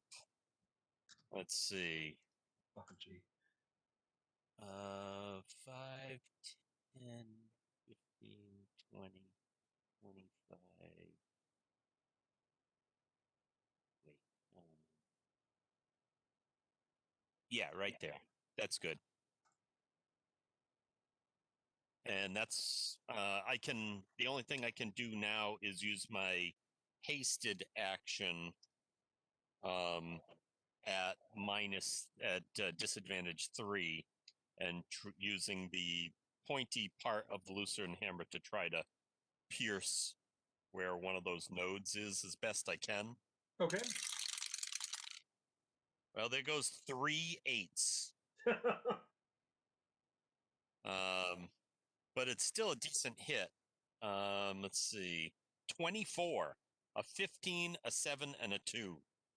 Yeah, you do land a solid hit on it and pierce through the armor. You did a decent amount of damage. All right, and that's my action. All right, and Lightning Man. All right, I'm going to attack it and attempt to do damage. Okay. There we go. Nice. 26.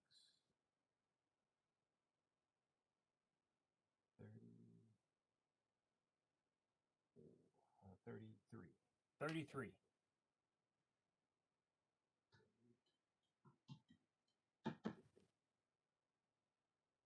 Right.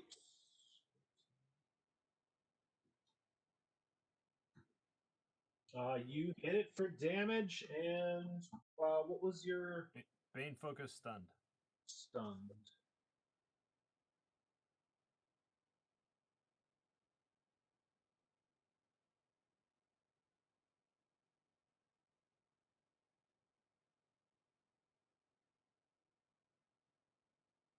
Okay, you smack it for you zap it essentially for a great deal of damage, as well as it seems to shudder as it's stunned.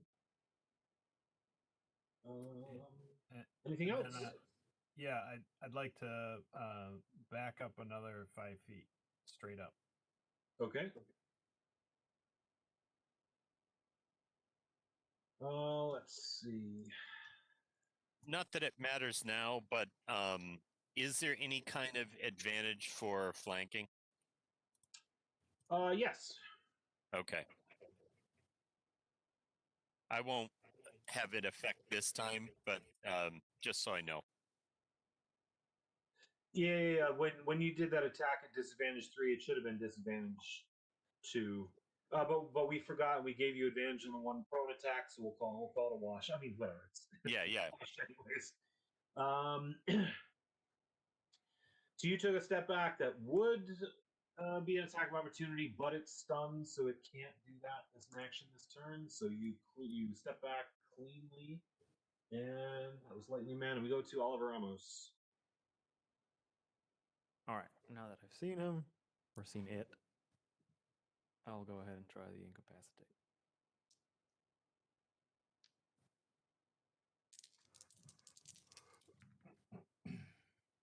Oh, come on. 14.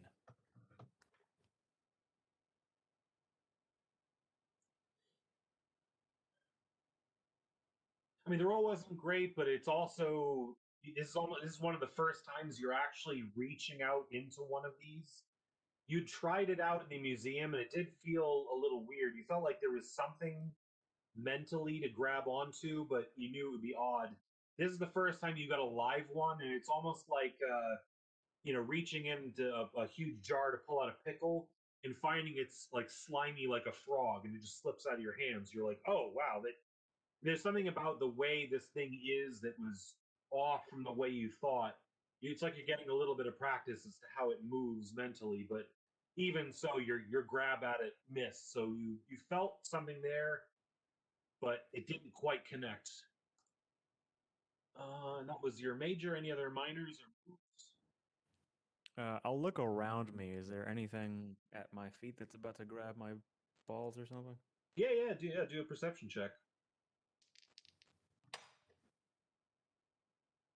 17. You scan around at the ground, and you're looking at even the level of the vegetation as far as depths and stuff, and you don't see anything in your immediate area that seems to be a threat. Yeah, I'll move 15 feet forward. 15 to here. Mm-hmm. And I'll stay there. And this thing goes.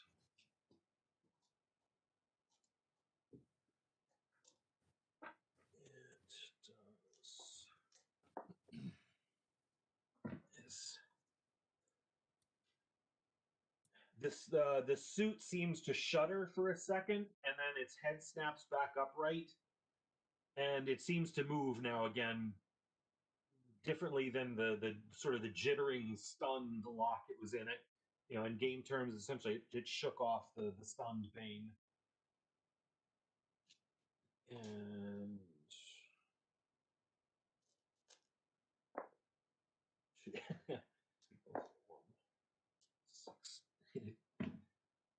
it grabs at Shooting Star.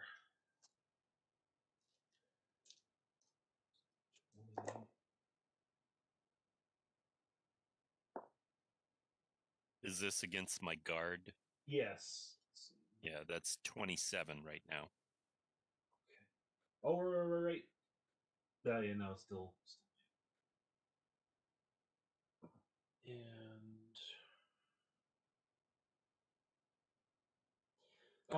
So the suit of armor spins around, grabs Shooting Star just like by the clothes, spins around and throws him into the blue suit. You both take 3 points of damage. You're both prone, and you're the position here. So it's basically like he turned around, threw it into the blue suit, knocking him on his feet, on his back. You rolled over him and then landed on the ground behind him here. That's not nice.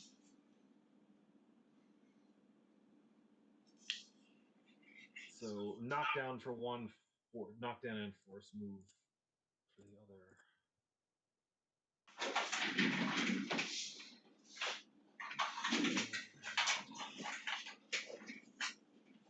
Stays there.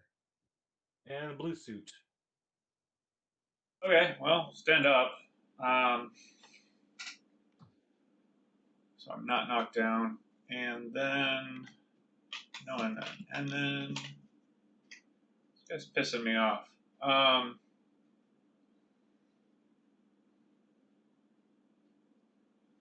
So I'm gonna pull out my flamethrower. No,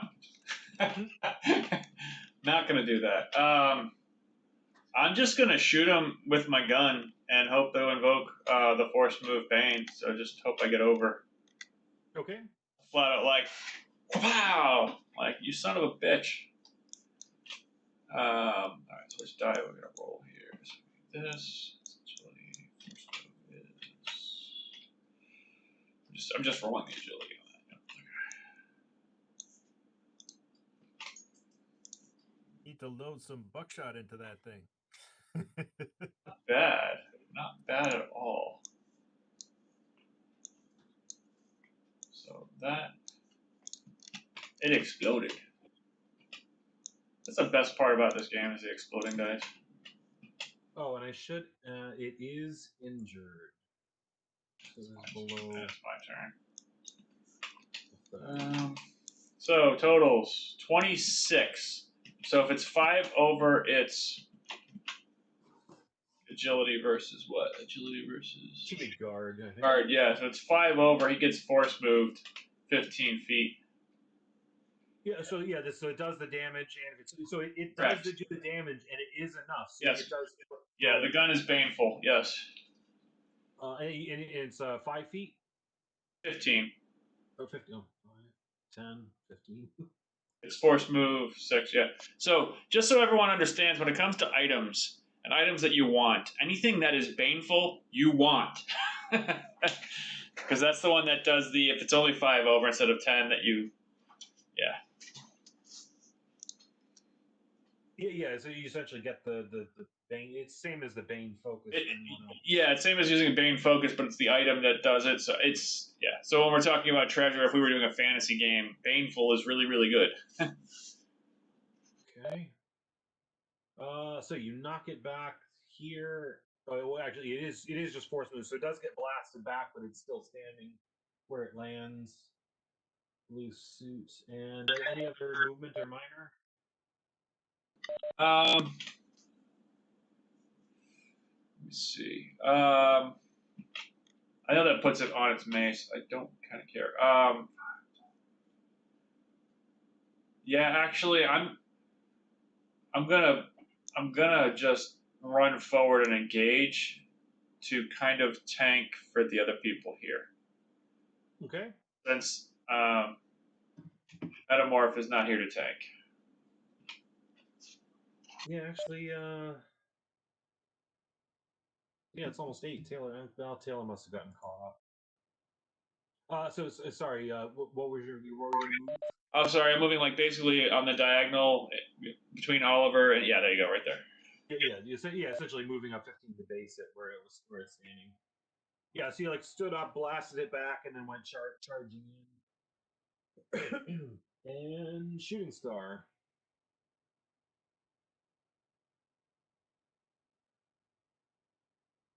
All right, I was counting out exactly where I was going to go. So I think it's 5, 10, 15, 20, 25, 30, 35, 40, 45, 50, 55. Like that? You might have to do it or use an extra turn as a move because you were knocked down, so it'd be 15 just to stand. Oh, yeah. Never mind. All right, let me redo that then. I forgot about that. I mean, the haste it gives you. No, it's a total of 55 for a single move. No. I was just gonna say, like, we doing 2 moves and an attack. I think you could use your hasted turn as one of the moves. That way, when you attacked, you wouldn't have to do it at disadvantage. Right, I'm going to be able forward. to move and be within range with one move. 5, 10, 15, 20, 25, 30. And that puts me within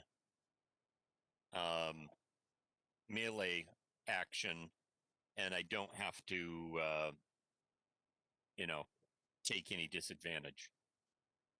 You can move within their range as long as you don't move outside of their range. Is that right? Yeah. Right. And you can move I still through have their range 10. also. I still have 10 feet, right? At least 10 feet total, because I can go a total of 40, having stood up. Yeah, 15, 20. So 55 minus 15 would be 40. 30. So the route I took was only 30, so I could go all the way to this spot. Yes, you could. As long as you don't leave his threatened square, you could just like you're moving around him. Yeah. Right. Okay. Yes. Yeah. So that's my full regular movement, and then I will attack him with advantage because of the flanking. Yes. And let's roll that. Get that out of the way. These. And all right, that wasn't much of an advantage, but hey, every little bit counts. Let's see. 21 is the total there. You do just hit it. Okay. It was almost a miss, but you do just like catch a piece of its armor, like an actual clang as it rings off of it. All right, and then I will do my disadvantage attack. Well, no, that it took that extra action to make it there, though. No, my hasted move speed is 55, Yeah. not an extra action. That's my speed when I'm hasted. Yeah, it's Right, but you also 55. get up. Now minus 15 to stand up. Right, He did, that's he did 40, that. Yep. That's 40. which is what I do use to get 5, there. 10, 15, 20, 25, 30, 35, 40. Okay. And then I'm gonna do the disadvantage attack. Yeah, it's only disadvantage 2 because you still have the flank. Correct. And of course, even with disadvantage 2, the 2 I have to drop are 2 8s. Ah! Oh, because of the yeah. Yeah. But anyway, 19 was the total this time. That's Okay, probably yeah, not enough. the first one just missed. It essentially has a guard of 20, so you got a 21 and then a Yep. 19, so Yep. like just a hit and then a miss. Although it always does a minimum of 3 damage. Yeah. But I'm done. Okay, yeah. So yeah, no, I didn't. Obviously maintaining. And Oliver Ramos. Let's try this again. Wait, what?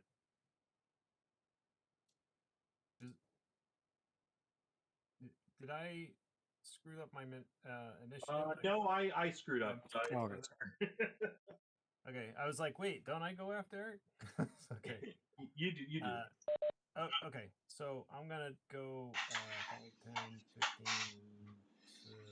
I'm gonna go to here, Okay. and then look, the eraser worked. Sweet.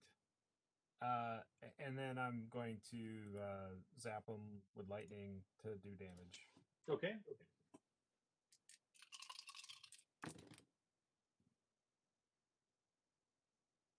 21. 21. It hits. It's enough to do damage. Wait, hold on. 20. Sorry. 23. Actually, 23. Not still same effect. Still Yeah. base damage. All right, move attack, and sorry, now it is all around. Yeah.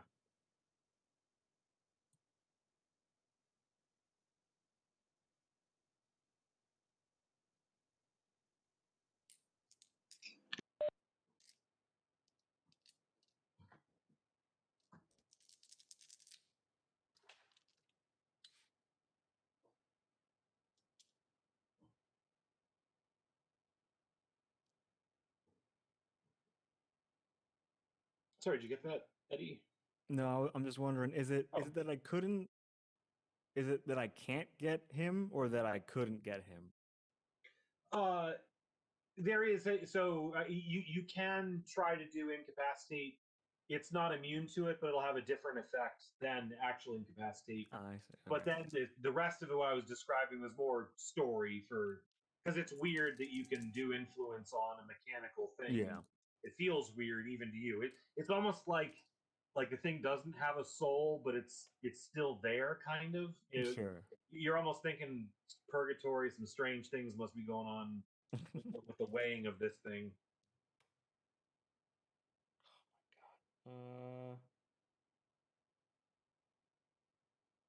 18.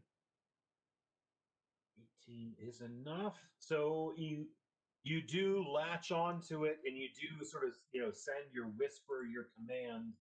And it does go through, but rather than being incapacitated, it's stunned. Okay.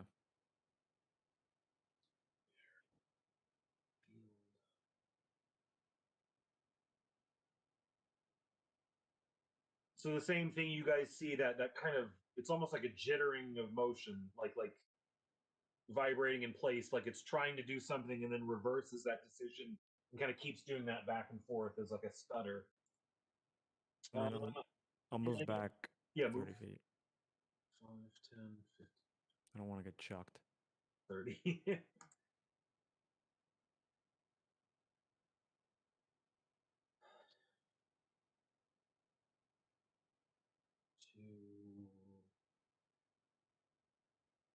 Okay, yeah, his turn. It picks up the mace. Oh no, it won't before it does anything.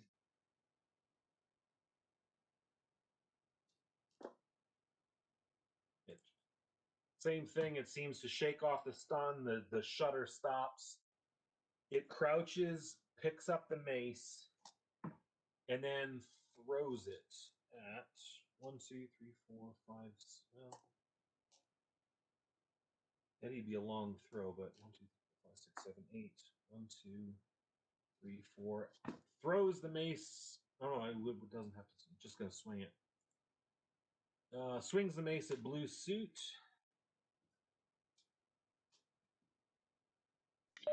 My guard against force is +2. Yes.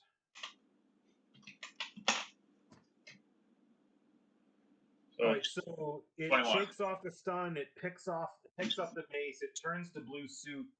It almost jumps up in the air as it just tries to bring it down hard on you. But you put up your gun and like knock it to the side in like a deflection move, so it doesn't do any damage. But you do feel the force of this thing. It's like having a forklift come down on you. Yeah, but he scratched my gun. He's dead. That's it. Well, fortunately, it's a mace, not a sword, Right. and you were catching it at like halfway down the shaft, so you're not getting the full arc of it. It's like in combat, if someone swings a baseball bat at you, you want to step closer to them so that the impact is you're catching it halfway down the shaft. You're not getting the whole force, which is so essentially a miss, and that is it. And we go to blue suit. Your turn. Last. Damn right. Okay. Full move here. What do I want to do to this thing? This thing's mechanical. We just want to just basically beat this thing down.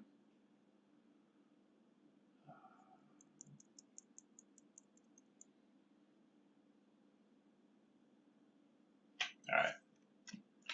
So, to make this easy, I'm going to take a 5-foot step to the right. And then I'm going to shoot it with my gun. And we'll see if Baneful works or not. Okay. Just gonna keep going with it. Oh wait, he's holding his mace? Yes. Okay, that actually, I'll stay where I'm at. Actually, no. I'll move the 5 feet. That's fine, because it kind of blocks Oliver getting thrown at or whatever. And I will bash it with my shield, which is also baneful, and hope that it does. Problem is it's might, so might is a lower attack roll. Ooh. Yeah, it is. All right, we'll just give it a shot. So I'm just gonna basically like slam my shield into it, and see if I get the RPG gods give me a roll here. They did not. Yeah, all right. I'm just gonna keep that 6 that I rolled, that sweet 6, as deserved. So I just whiff real hard. Okay. And stand my ground. Just step over, swing, try to bash it with a shield, and it swings free. And shooting star.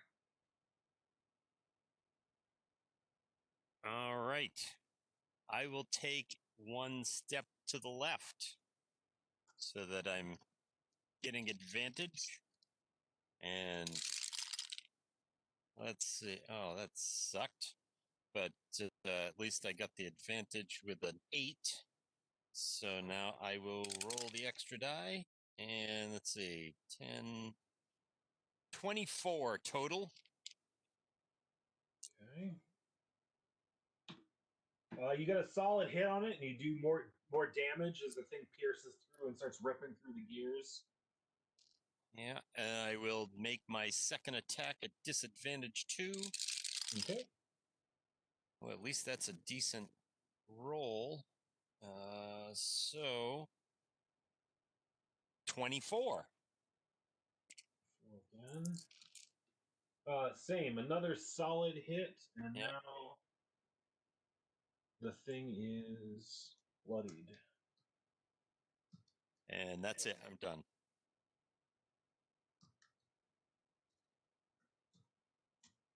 Okay, and lightning man this time. All right, let's see if we can do some more damage then.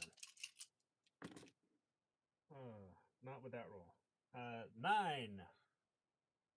As in 9 9. I did no damage. does not hit.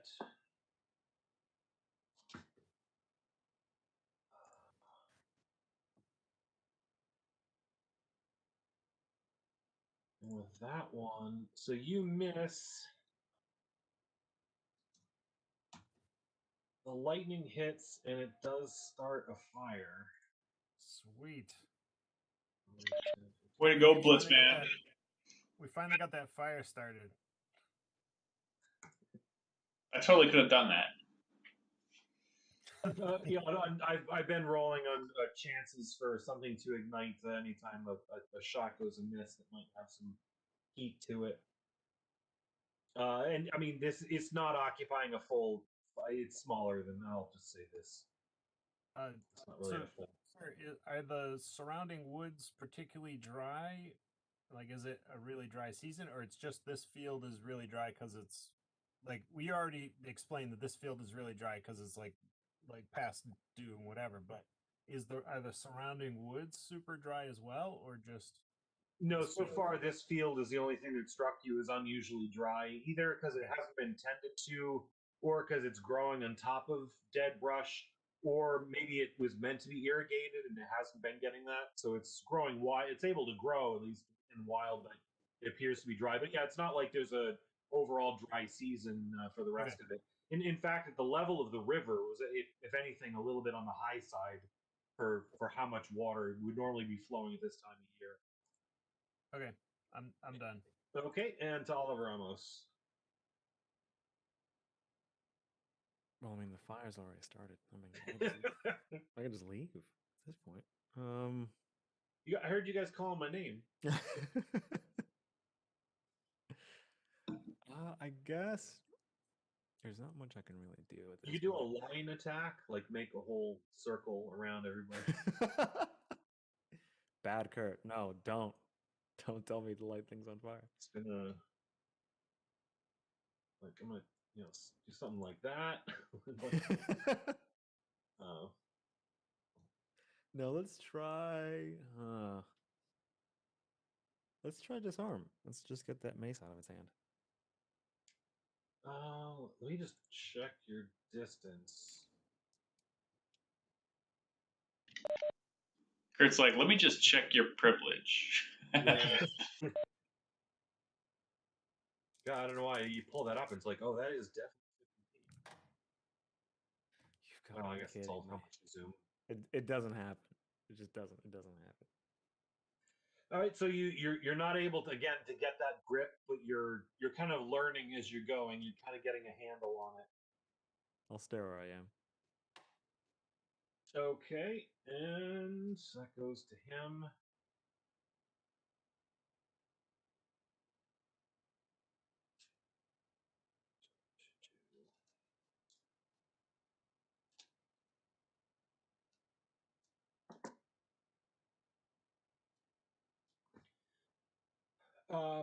The thing does a swinging move where it kind of tilts forward and swings with its mace while it's kicking up back in the air. So essentially swinging its mace to the blue suit and trying to kick the shooting star at the same time, essentially a multi-target melee attack.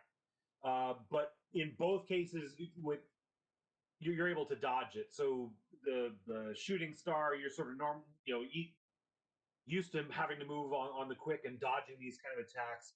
You see the leg coming and you kind of dive over, it passes right over your head. In the blue suit, you put up your shield and step back as the mace swings, figuring it would catch your shield, but it just misses. So it's like it must have miscalculated the distance between the two of you. But it did seem like Yeah, again, this is a lot of heavy metal moving very quickly, inches in front of your face. You're getting a feeling for how much weight this thing has. But like you said, in trying to carry the other guy, and it's still bloodied and blue suit. Okay, I'm gonna sidestep 5 feet to the left. I'm going to slap in my grease cartridge, and I'm going to cover a 10-foot area. It's petrol. It's the non-flammable base grease. Basically, it's that stuff that's just.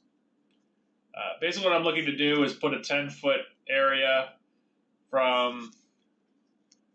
I'm trying to put out the fire, so I'm going to do a 10-foot area here. Yeah. Okay. Like that. Clear annotations. How do I just do that? Is WebEx still bugged? Jeez.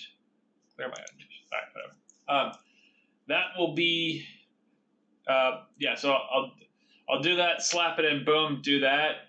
And since my shield's on my arm, I don't. It's like a buckler. I don't have to hold it. And then I'll pull the cartridge out and clear the chamber, and that's my turn. Okay. Hopefully it puts it out. I'm guessing it'll put it out. It wasn't big. I just don't want it to grow bigger. So. Yeah, it should do. It seems to be dousing the flame, and at the very least, keeping it from spreading, as it's not a flammable viscous fluid. Shooting star. All right. We're dancing around. I'm going to do to the right now. And attack it with advantage.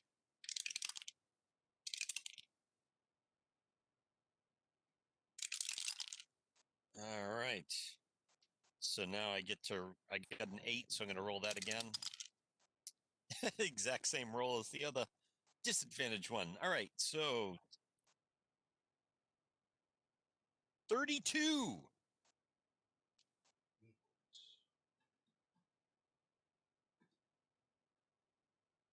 Boy, when I get an 8 and something in the high teens, it really bumps it up.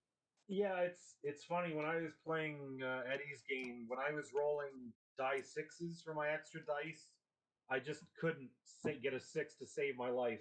I move up to die 8s, and all of a sudden I'm rolling 8s and 7s every time. It's like that shape somehow is like mystically more aligned with my spirit. I get better rolls with it. Well, that does it. You bring your the lucerne hammer down.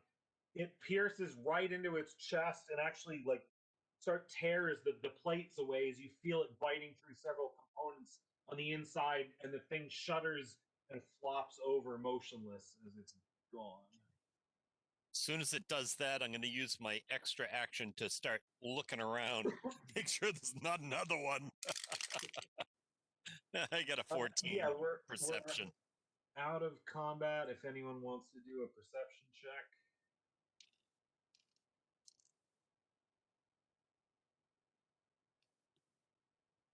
And you said you had a 14? Yeah. Okay. And as far as we're looking at the guy or clearing anyone else? Perception 19. Okay. Let's see if my. Does 9. Okay. Yeah, I got a 9 perception as well. I'll take the shit roll. 9.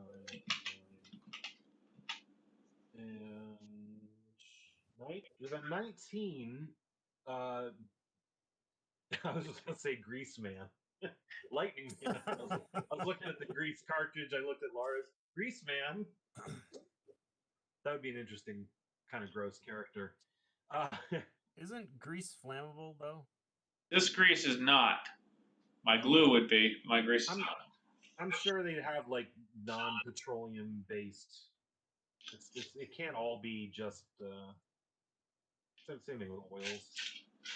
Okay. With your perception of 19 and searching the area, actually in the area where the fire was started, and this is all matted down, you notice something on the ground in this area. I mean, same thing. You're checking for more vegetation and more of these.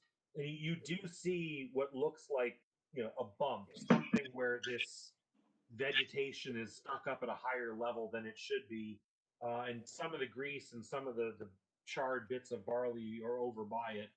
But there does appear to be something in this area that's buried under here. If you want to say what you all want to do. Okay, so I'm gonna point it out to the rest of the group and be like, and kind of quietly say, we may have another one over there. Okay. Pointing at it. And Lars, it's a silicone-based grease, not a petroleum-based. Okay. Yeah. So Lars has spotted something here and points it out to the group. Does anyone else want to take any other action? But wasn't the silicon grease invented by the Germans because they were cut off from petroleum grease? No, it was invented by Blue Suit in this timeline. All right,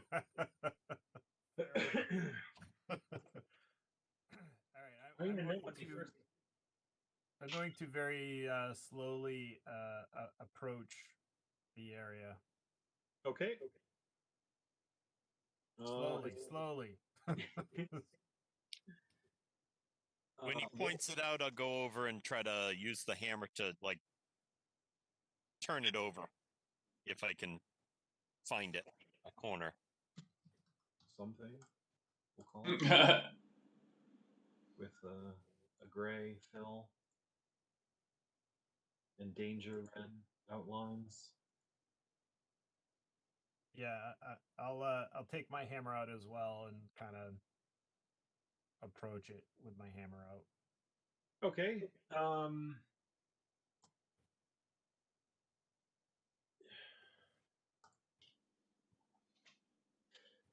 It is so the same thing. It does seem to be something covered by the vegetation, but it is larger. So it does look like it's almost like a 10-foot square area. So unless it's a couple of bodies all side by side or something, it is a little bit larger, but there's just you'd have to dig under the vegetation to see what was under it. Does anyone else want to say where you're moving, where you're going? I'll move up. Okay. Where to? Here. No, I'll get about 10, 15 feet behind blue. Yeah, right there is fine. Okay. Was this somebody's? That's my notation for Eric. Okay. And if anyone, if you're out of combat, so if you want to take a turn to kick on a resistance or something, you can do that too, or you're invisible or something. I literally just opened my mouth to say I'm gonna do that. I'm gonna roll the detection boon, Kurt. Okay. See what's what there. And this is where everyone's standing. This is towards the area that Lars pointed out. Basically, I'm gonna basically push them. Just use the detection. And I have to remember this because it's been a couple of weeks. Detection 1. So yeah, I'm gonna say you detect a little bit of heat, and it is over this 10-foot square area. Okay. It would almost look to you like a 10 by 10 metal plate of some kind, like something that's been heating in the sun as much as sunlight it'll get with some stuff thrown over it, but Okay. it doesn't appear to be body shaped, at least. So I'm gonna step next to Blitzman. I'm gonna extend my Schlagstock and I'm gonna jam it down on the edge of the plate to see if there's something I could pry up. There's still a bit of vegetation on it. So if you're prying, essentially you're pulling up, a lot of this dead vegetation that's beneath it. Is anyone else doing anything?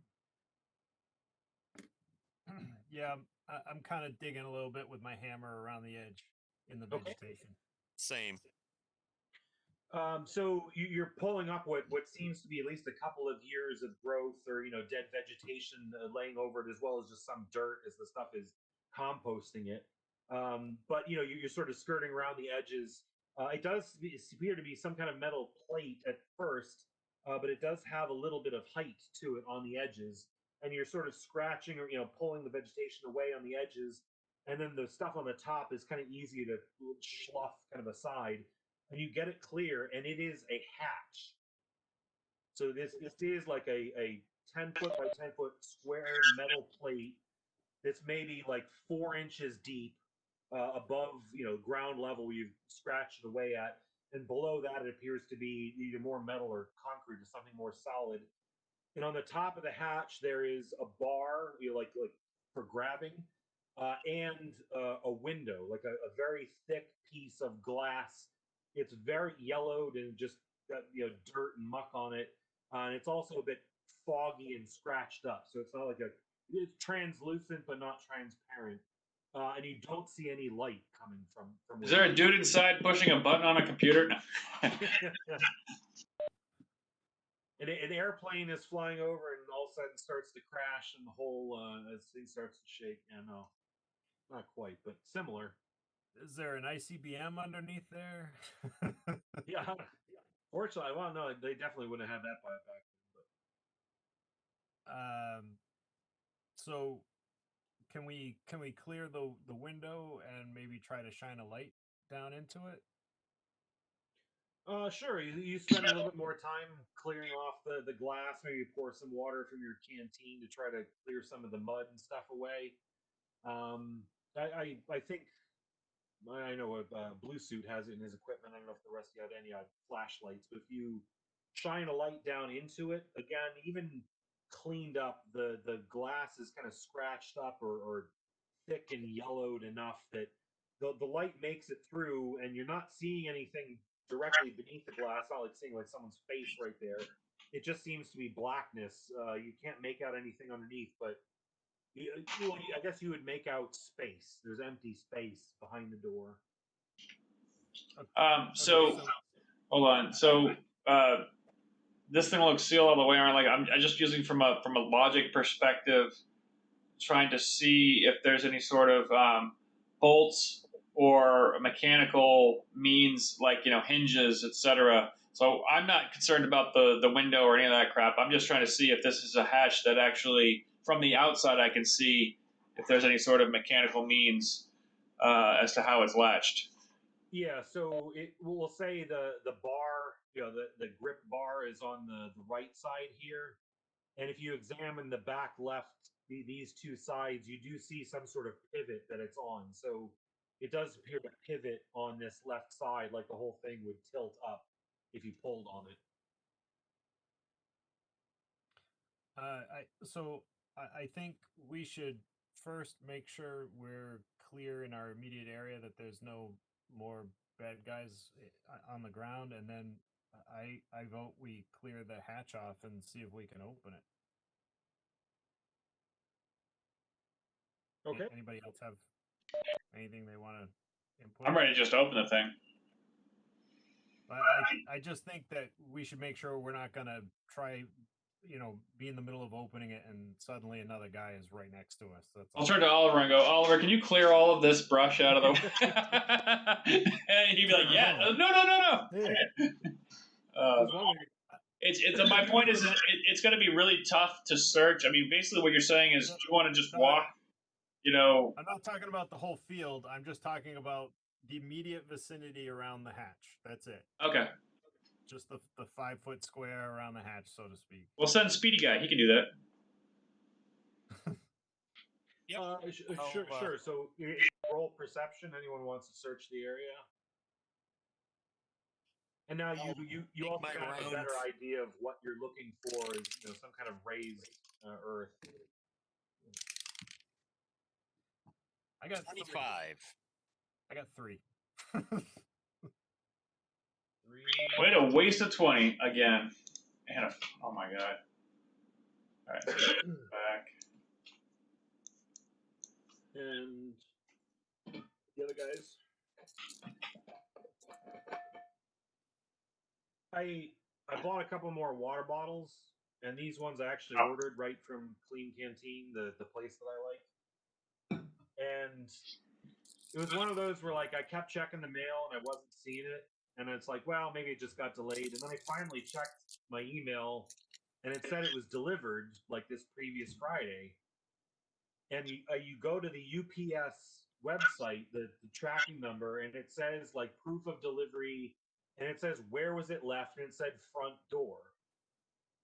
Well, this was right after that big snowstorm we had, and I didn't shovel my front door walkout. So unless he could fly, I mean, there's no tracks. It wasn't there. I checked every door of my house.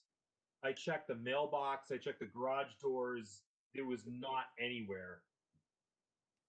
So I left it a couple more days. Like we had that rain, like the snow kind of melted. I'm like, well, let me go. Maybe it's buried under the snow somewhere. Checked everywhere, nothing. I'm like, when it said front door, like it must have been somebody's front door. So they must have just left it at somebody else's house. So I went on the website and put in a thing saying, hey, I haven't gotten it. What's up? All the snow had finally melted. It was in the mid 40s yesterday, so I actually closed the koi pond because it wasn't frozen anymore. I could actually get the pipe union apart. And then I'm like, all right, well, I also had a prescription being delivered in my actual mailbox. So I went down to the mailbox, and there at the foot of the mailbox, a little bit ways over, was the package. So it must have been left there, and then when they plowed, or it just got covered in the snow and buried. But then that would mean that they literally lied saying front door. Like, I mean, you know how long my driveway is. Yeah. So from my mailbox to my front door, if you're gonna say front door, like just You should. say They mailbox, just said a dude. best effort. Best Yeah, effort. I'm not doing this shit. Merry Christmas. Yeah, exactly. You know, so I'm sure there was some guy. Maybe it was starting to snow, and he's like, "Oh, fuck this! I'm not driving all the way up there." Yeah, I put it at the front door. It's just Well, that's why Amazon, at least as much as they take a picture and go, there it is, and then I am a big fan of that protocol because so yeah, 26 was my perception. 26. I wasted another 20 tonight, gentlemen, on a roll. and Oliver Ramos, what was yours? Nothing or nothing. Don't worry about it. He's Charlie Brown. He got a rock on Halloween. Yeah. We had a 26 and a 25, so I mean that pretty much covers it. I mean, pretty much you've searched the area where the thing originally was, where the other body was, where essentially at least this swath, and there's no other bulges in the ground. It appears the area is clear at least. Kurt, just very briefly on the package delivery thing, we actually have had UPS put packages in our mailbox, which is out on Route 32. They literally are stuffing which is against federal law because you're using the mailbox for something other than U.S. Postal Service. This is the UPS is actually leaving it. I'm like, what is that? Well, my mailbox, it's like it's got that little like wrought iron support that's got the little rings in it, and a lot of times they'll put it in a bag and they'll hang it from there. Yeah. Now, I mean, Lunenburg's not a bad town, but I mean, Fitchburg right next to us is not great. But I mean, I'm not enough out in the sticks, so I don't really have to worry so much about package theft. I mean, no one's driving up my driveway and then looking for packages, but when you're hanging my packages from my mailbox, it's just like you might as well put spotlights on it saying, "Hey, dude, just grab this. It's a free whatever it is."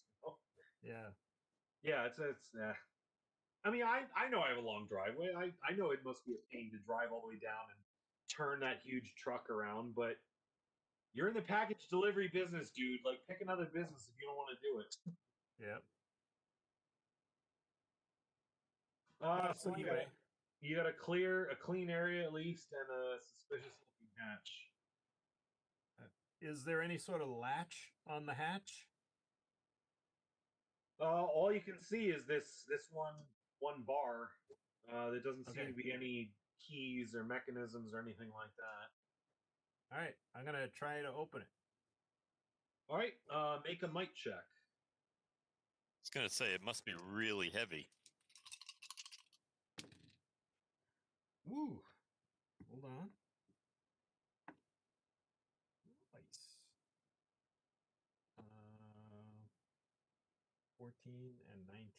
That's what, 33. Jesus. Well, a Blitzman steps up to the front of I the had my hatch Wheaties. and just full on Arnold Schwarzenegger's this door. So you spit in each of your palms. You do the rub. You roll the shoulders. When you pull that, it's sort of like a bar with the curled off edges that go in. At first certain second there's like a resistance, and then there's like a pop as the whole bar seems to slide up, like there's a catch and some mechanism that clicks over. And that was hard. It felt almost like it was like rusted in spot, but there was like a clank. And when that broke free, then you got the full weight of the door. And it does feel very heavy. But as you start to lift it, you get about the halfway point and it gets easier. Like there must be some kind of counterweight or a spring or something, but it needs to make it past that first point. And it does finally pop up, and you are able to muscle this thing open. And everyone else is rather impressed. It looked very difficult, but you were able to open it. It does open with this like screeching creak of rusted metal plate on metal plate. And as it opens, there is this sort of like gust of air that comes out. This very old, very stale, dusty air, sort of brushes past your legs as you heave this thing up. And from all corners of the field, you see these things set up. as they all hear it. In the inside of the hatch, there are metal plate steps. So this is almost like it's not a ladder, it's not stairs. So it's a bit steeper. Something that's like a 90-degree angle, but there are like metal plates, almost like a wide-plated set of a ladder. So tearing down with handlebars on the sides, and it just descends down into darkness. At least what you can see with your bare eyes. Right on. And there's no sound, nothing jumps out at you. Blue suit, you got a bright light you can shine down there? Well, yes, I do. I got a flashlight also. Yeah. Well, I mean, mine's brighter than yours because it's better. Yeah, absolutely. Because it's made by. Is it phosphorus based or something? No, it's just better because I made it. Nuclear. Yeah. Yeah. Sucker's totally electrical. Yeah. The sucker's nuclear. Sets off Geiger counters. So yes, I can do that. Sweet.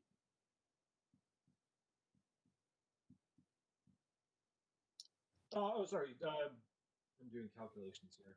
Now, so you know what? shine the flashlight down. Yep. The steps do go down quite a ways. It's maybe like a 30-foot drop.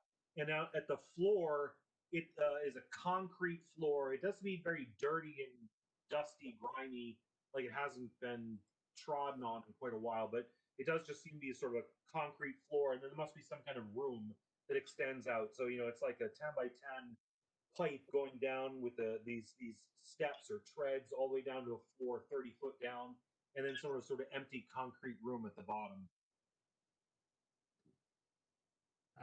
I'll go first unless somebody else wants to. It's very dangerous. You go first. You go first. And do you want to climb down the ladder, or do you want to teleport down? I am going to climb down and have the teleport sort of ready in case I need it. Oh yeah. Like in case the stairs collapse or something, you teleport. Yeah. Okay. Because I'm climbing down because I want to descend slowly so I can kind of, when I get low enough, I can start looking around, that kind of thing. You want me to give you my flashlight so you can look on your own? I have a flashlight, but I won't Okay. be able to use it because I'll be using my hands to climb down, I assume. It's a wide-plated ladder. Right, but I mean, it's not it's like just flat things in the wall, right? Kind of thing, like. No, it's on an angle, right?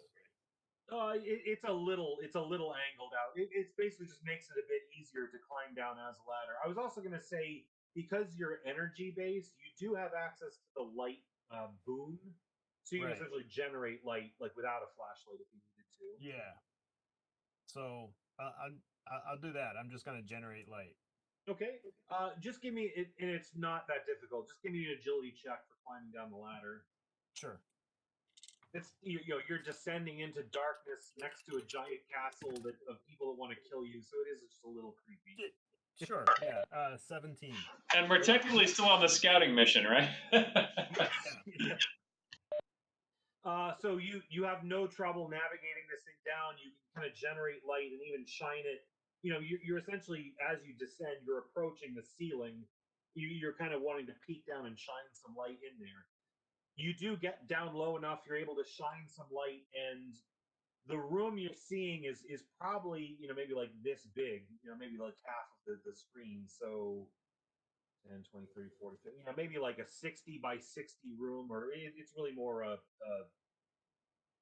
rectangle a size. Okay. And in it, positioned along the wall, they seem to be roughly like 10 by 10 pallet sized.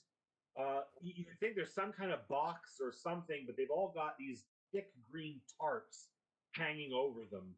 So you've got 6 10 by 10 boxes, you'd say. Well, not 10 by 10 by 10, but like 10 by 10 by, oh, sorry, 10 by 10 by 20. They don't look like coffins. They like boxes. They're too big to be just like people or something size. You would think like military equipment. Like if you were going into a military base, into their warehouse, or in Indiana Jones, the giant crates and kind of stuff. So, Yeah, so they're it 10 was feet like a high, 10 munitions feet. depot. So they're 10 feet by 10 feet by 20 feet long. Let's see. 5 foot high, 10 foot wide, 20 foot deep. Wow.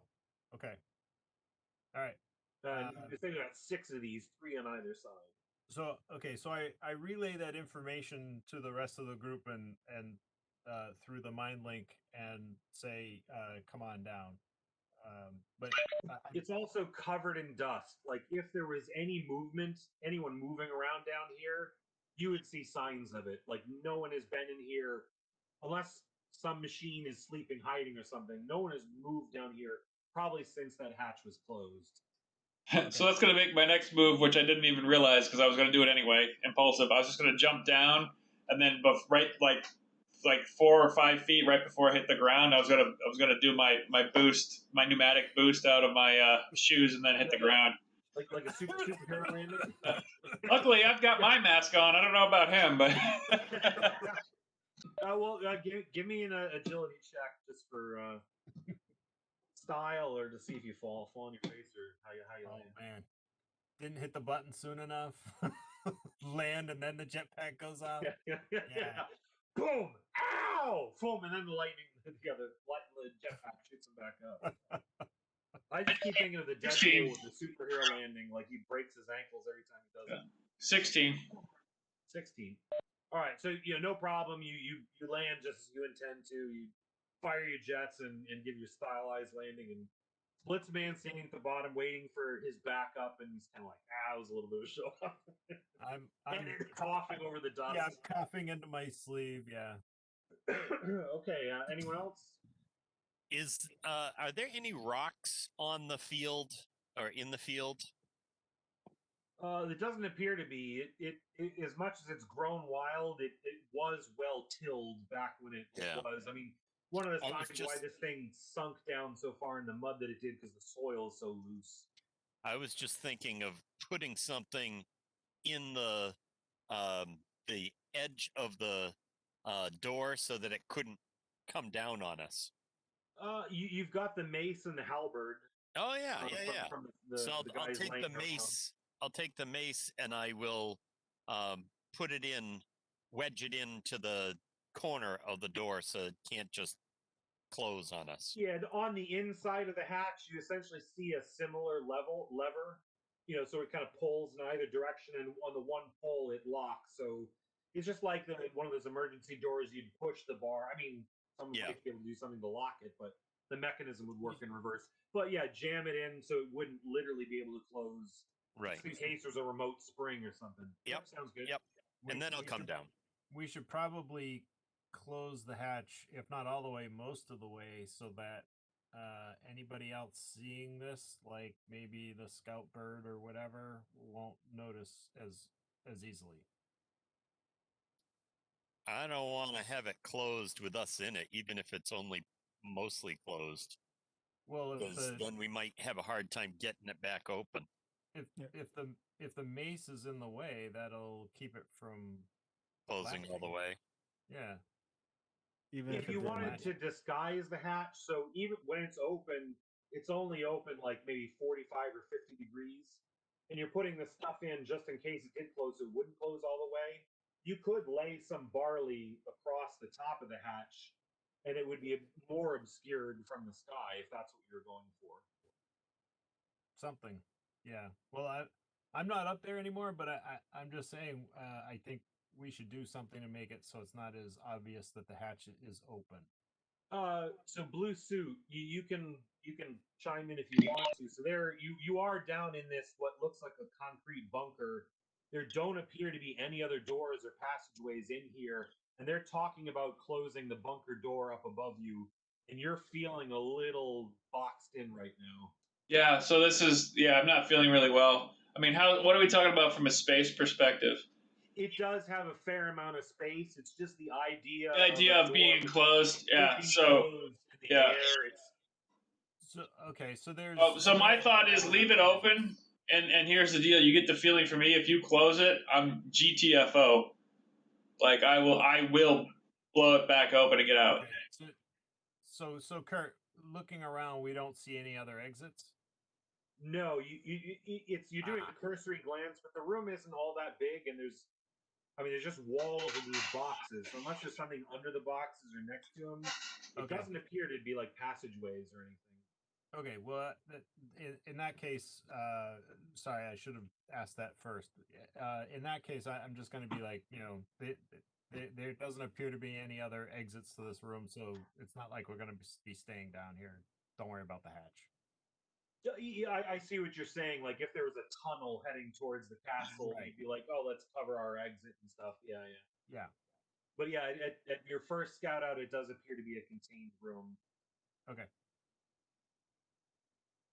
So you can do that. You can sort of cover the door a little bit, so it's a little bit more camouflaged, or I don't know what you call it when you do it.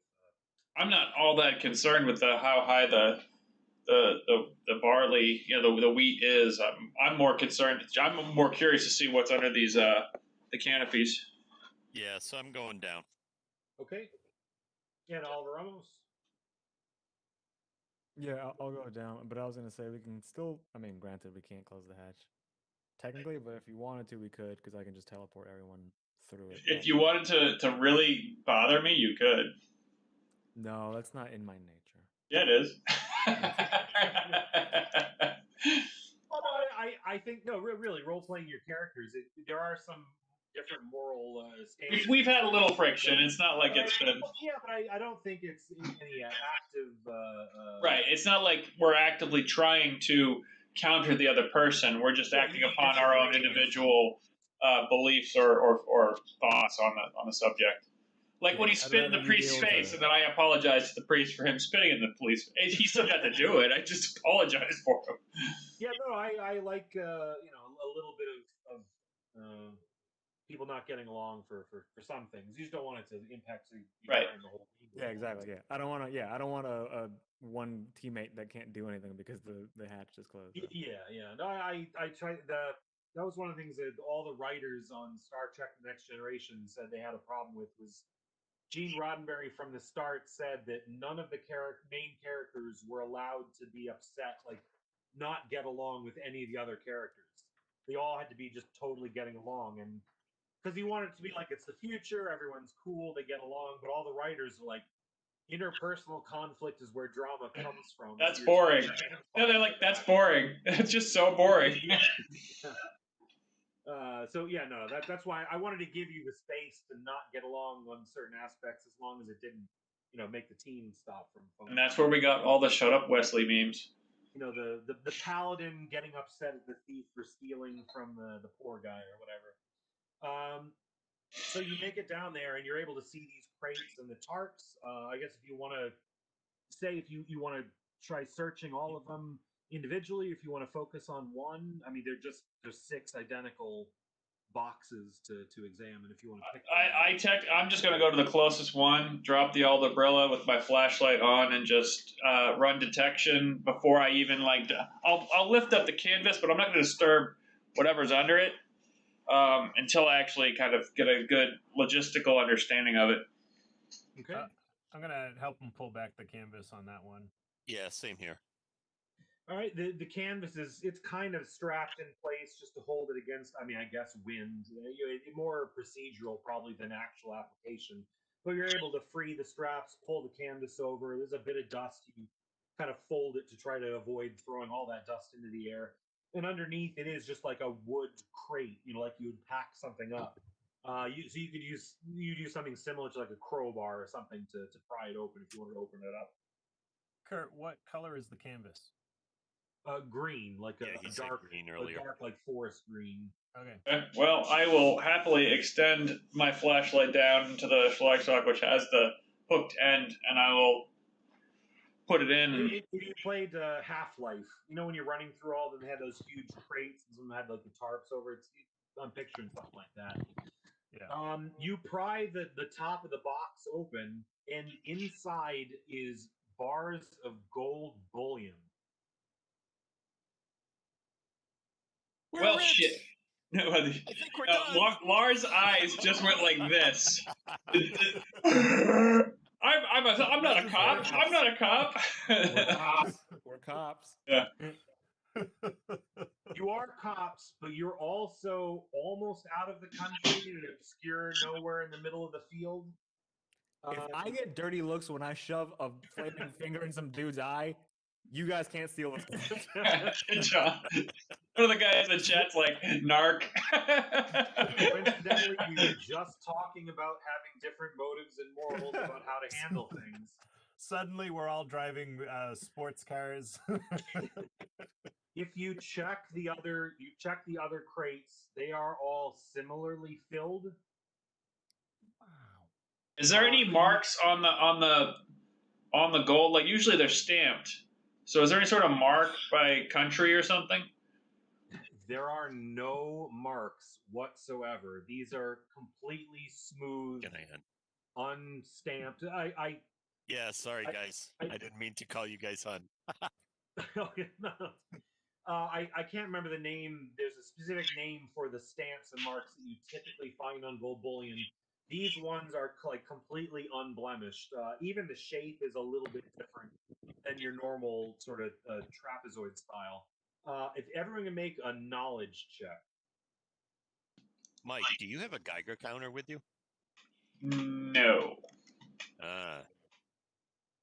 Knowledge, huh? We haven't hit the nuclear age, though, have we? You Do you would, mean and in learning? fact, Yeah, okay. you did not think about this for the equipment. I know you're only on the scouting run, but you are going in to get cesium, which is a radioactive isotope, and you've had all the briefings. So I'm going to say you don't have it now because no one asked for it, but before we go into the actual mission in the castle, you will have a Geiger counter with you because you'll need one for your own safety for doing that. Kurt, do you mean learning or logic? Learning. This is learning. Okay, because you said sorry, knowledge. I might have said knowledge check. That was my Pathfinder slipping through. Learning check, not logic. All right. Just making sure I got the right This thing.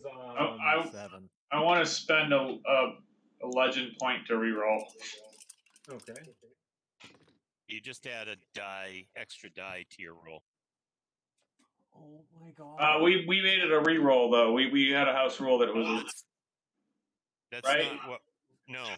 No, was it? Was it adding? No. Yeah, we made it a house rule. So if you're using a legend point, instead of making an advantage, you get to just add another roll. Add another.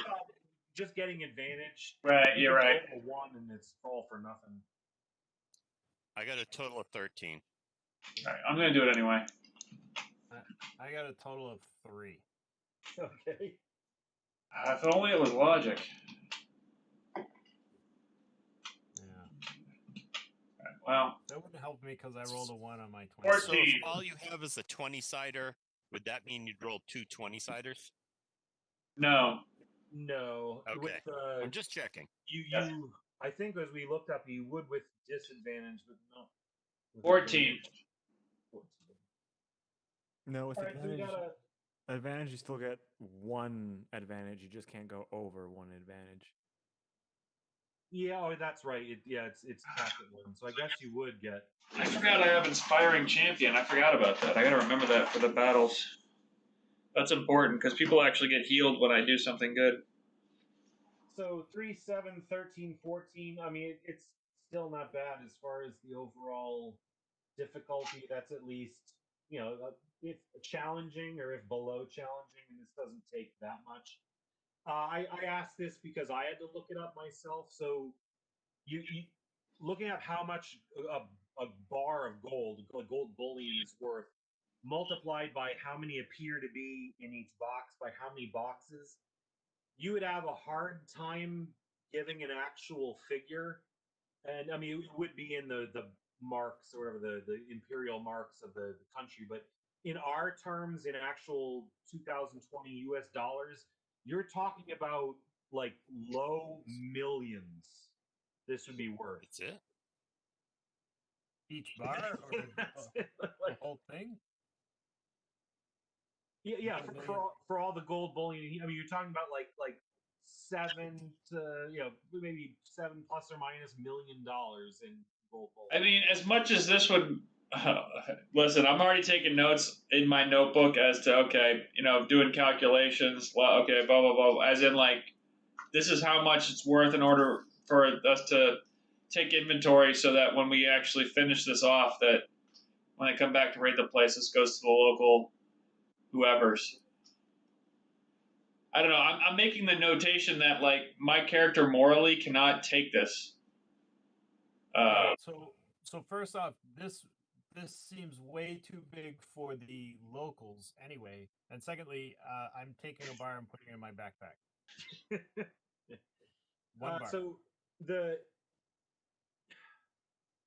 Yeah, I think I would take a bar as well, just to bring back for analysis. Yeah, I didn't say I was stealing it. Right. I'm Later putting it in my on, backpack. he'll just forget it was in his backpack. you can think about it and you can role play it, and I mean, from a practical standpoint, there's no way you could ever get all this stuff out of here, just carrying it yourself. Even if Right. you were to come back with machinery and stuff, I mean, these crates are built. I mean, really, a lot of the bulk of the size of them is just the wood and inner structure to hold these pallets together. So it's not like a 2x4 and then all the rest of the box is gold. It's got enough oomph to it, and it appears that they break up in sections these boxes that they could be hauled up, with some kind of crane or something up this thing. But it is an extreme amount of money and an extreme amount of weight. Given the proximity, maybe this has to do something with the castle. I mean, maybe it doesn't. Maybe it's coincidence. You're not sure, but going to how you have to think about it, I take this one quote from this movie, Way of the Gun, is that much money, that's not money. This is motive with a universal adapter on it. So, if it's $1,000 or $10,000, you might be able to argue, well, if I steal it, what if I don't tell the other guys? Or what if we all agree? What if we go to donate? It's like, this is so far beyond that. This is into the millions of dollars. And your knowledge check too, the operation to actually get up here, get machinery up here, and get it out and on the trucks. This would be a major operation to try to do. If you take like a bar, as you say, whether it's for sample or whatnot, I can give you. I mean, you'd have to actually do research, but I can give you the numbers for how much each bar would be worth. But as far as the total value here is insane, but it is also insanely impractical on how to get out of here. So this isn't going to be this is what you do tonight or even next week. This might be, whether you report this or not, whether you come back for it later or not, whether you leave it there. you could leave it here and come back months later, however you want to handle it, or whoever you want to report it to. You think about these things as far as how you would play this out. Oh, so the moral ambiguity of the fact that we don't know who it's taken from. There's a victimless crime here. Reporting it to the police wouldn't necessarily do anything. There's a whole lot of variables here. Yeah, and I not inviting you to commit a crime, but I'm also giving you the moral gray area that you do know does exist. So if this is the Iron Maidens and she's not missing it, what's the harm? Or I mean, if you take it, would you want to give it to the city of Vienna or the Empire as a whole, or just to use in your crime fighting stuff to get better equipment? Well, that's what I was thinking. Like, what sort of stuff could I create? Retirement package for when you guys are all done, or the other thing is like I haven't gone into it too much from the beginning. It's not that you don't have faith in the government of the Empire.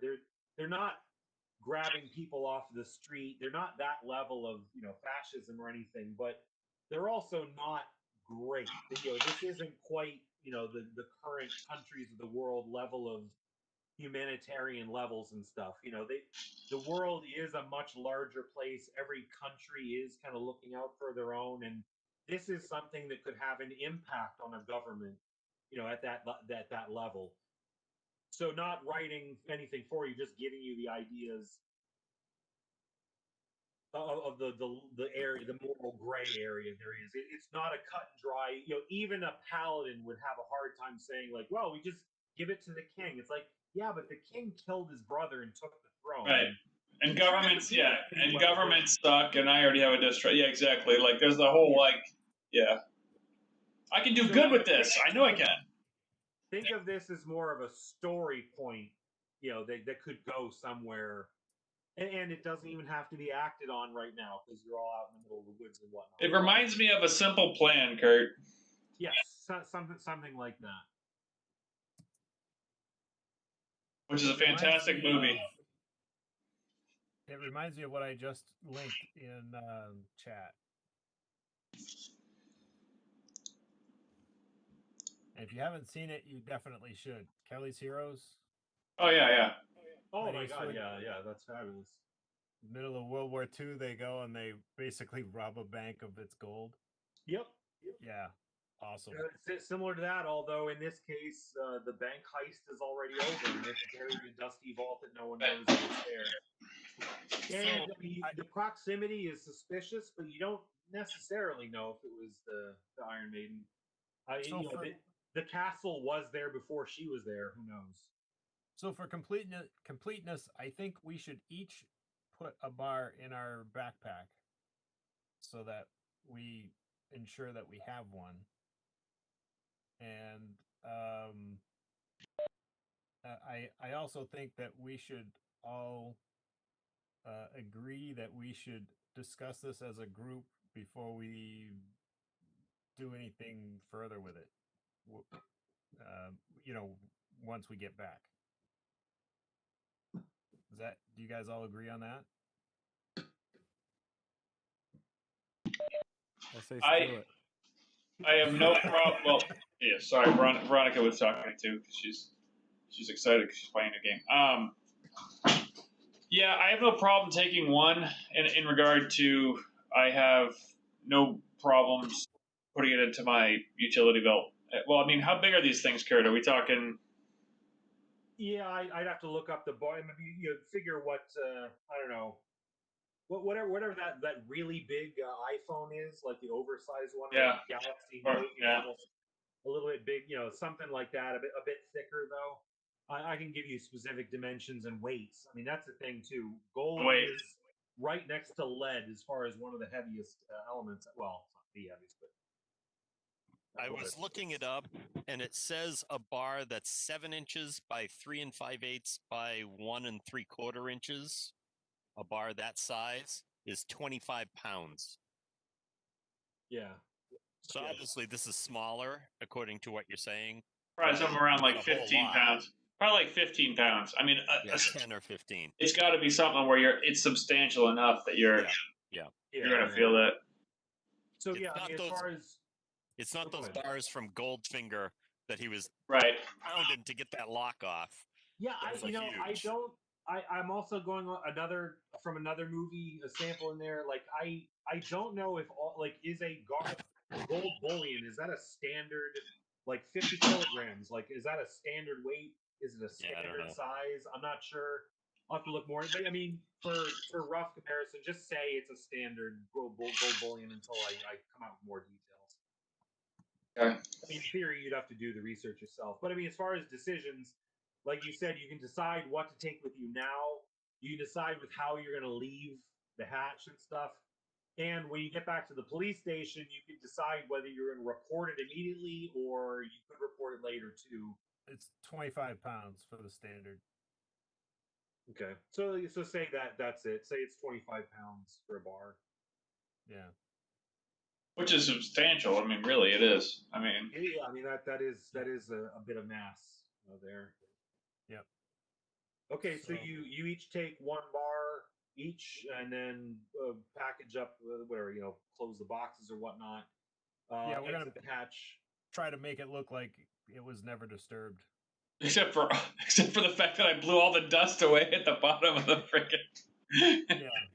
Yeah. Well, Well, it's maybe that'll maybe make it at so a glance or you can't see the whatnot. footprints. And then what do you want to do with the hatch? We should try to recover it in the best we can to make it kind of look like it was never disturbed as much as possible. That's my intention.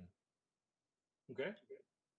Let's see. I guess just make I guess Oh. call it agility. I mean, based upon the map of the area, which we have, or which I have at least, and I can basically mark where it is from a coordinate perspective, logic-wise. Okay. If I have to roll for it, that's fine. But All right, so Kurt, I was figuring out with using the size of this bar and the size of the crates and just roughing it, there'd be over 5.89 million pounds of gold bullion in these boxes, which comes to In all of the About- boxes or each box? all of them altogether, Okay. which comes to somewhere around 177 billion dollars worth today's money. So I guess whatever the if you do the math, I mean, you do as far as the weights and stuff. It is in today's dollars. It would be like sub $10 million. So if I'm giving the crate sizes and the sizes are wrong, then that's my mistake. The No, it's not a size big will deal. be whatever it fits for the considered Yeah. amount of weight, roughly. Eric, you forgot to do this. Yeah. Yeah. Well, I was thinking of that, but I didn't do it. But yeah, it's ridiculous amounts. Yeah. But a lot of that room could be taken up with crating. Yeah, I had a story idea and I hadn't done the research yet on bar sizes and Yeah. a wood crate. How big would the crate of wood with maybe metal bar supports? How big would that have to be to support that much weight, or do you have to make the boxes so small? I haven't done that level of detail yet. The main bullet point is there's several million modern U.S. dollars in this thing. So for leaving, I guess you want to make either an agility or a logic check to hide the scene, cover it back up and try to make it look as least disturbed as possible. So I did a 17 agility check Okay. because you had originally said agility. Yeah, you do agility or logic. That's Oh, full logic. Yeah. Oh, 25. Nikes. I thought that was 25 on my agility. Nice. that's a reroll. He burns a giant bullseye on the barley field. My 6 looked like it was an 8. So that's why I made me go kind of woo. 17. 17. Oh, another 8. Yeah. So, I have to copy these. I just went around and did the finishing touches after these guys did it.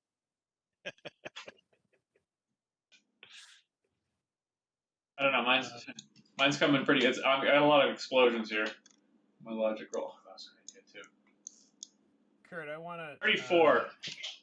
34. Yeah. Nice. Okay, and then this will stand for a while, so I'm gonna keep this as a recording. So we got 34, 25, 17, 17. That's pretty good to camouflage the area to make it look similar, roughly disturbed, however much might happen with the barley. The only question is the figure. Do you want to leave it where it lies? Do you want to take it with you, remove it, or do you want to station it back up where it was standing? My logic would be to put everything back the way it was.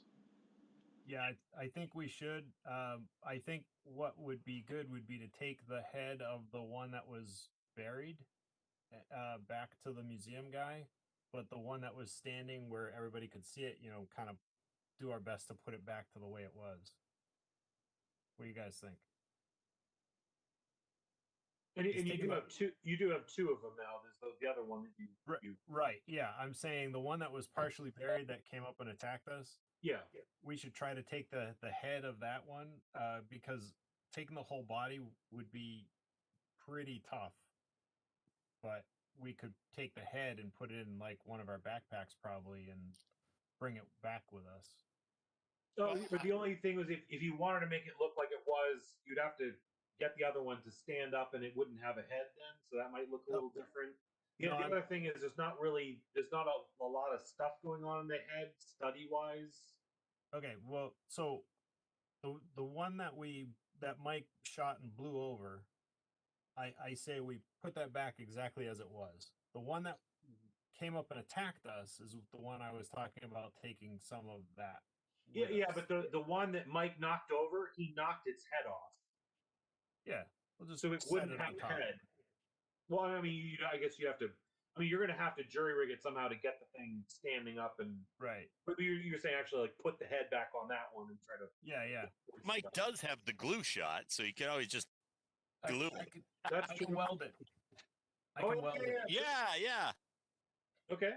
Little spot weld. So go ahead, roll your energy skill. I mean, this is kind of what I wanted to do is get say like how you're actually putting the stuff together or hanging or whatnot. Yeah. I'm gonna spot weld it. I've built up good calluses. You would need some kind of welding goggles because it would be so bright you'd burn your own eyes out. Yeah, I just it's spot welding it just happens like that. It's not like an arc, like a long arc weld. A spot welding is two electrodes that come together like this, and it just goes pop, and that's it. Okay, yeah, I know what you mean. Yeah. Numbers. Hold on, I'm mathing. 32. Okay, yeah. So no problem. The one that Mike had knocked over, you got it all standing back up in its original footprint and put its head on and the halberd, and you use your electricity to essentially, tack together each of the joints so it's sitting in the exact same slouched position. And then the other one, at least the body, you could lay it, under the barley where it was originally laying. I mean, you could take the head with you. I guess it's not too heavy. It wouldn't be too bad to hike it out. You from your conversation with the museum curator, it would be nice to have, but it's not really high value. It kind of needs a whole. I mean, not saying it would be. This is the whole. You've essentially just made it up to here. You're gonna have to hike all this around. Carrying this 350-pound thing would be a bit. So you could also come back for the suit later if you wanted to. All right. I guess. This is Lars has got so much stuff. That's like a trend. The treasure comes out, and Lars is like, okay, we get this, we get this. That's funny. To be fair, he was more thinking about the suits. I know. I'm just being silly. I'm having fun with it. Yeah. But yeah, Lars always loves the loot, and this is probably the most loot and cash value you've ever seen. So you are all a little giddy right now. Yeah. Whether you decide, whatever you decide, you haven't even decided in your head, but however it comes out. Because I mean, say you do the absolute lawful good paladin by the book. You show up at the police station. You say, "Sir, we found this much gold. Here's where the government can go and pick it up."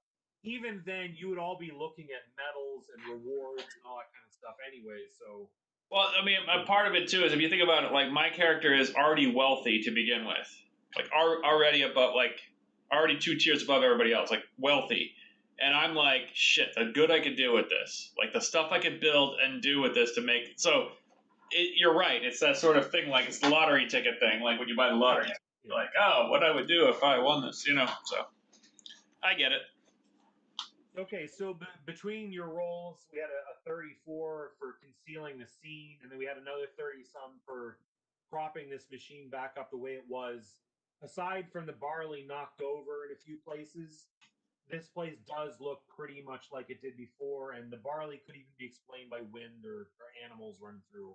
It looks pretty good the way you're leaving. You feel confident, and you'd even do your last perception checks of, you leave the area into the woods and then watch the area to watch the little guy come running out in the field and start grabbing shit or whatnot. The guy coming in behind you, so you feel pretty secure leaving the scene. You hike basically down. It's like I said, another 500 yards or so to the initial position, and we'll do this initial scout with some of the photos, and then we'll call it a night. This was just after 9. So you essentially get to you're almost coming down the slope now, and you get enough of a break in the trees. You're able to get a shot on the castle.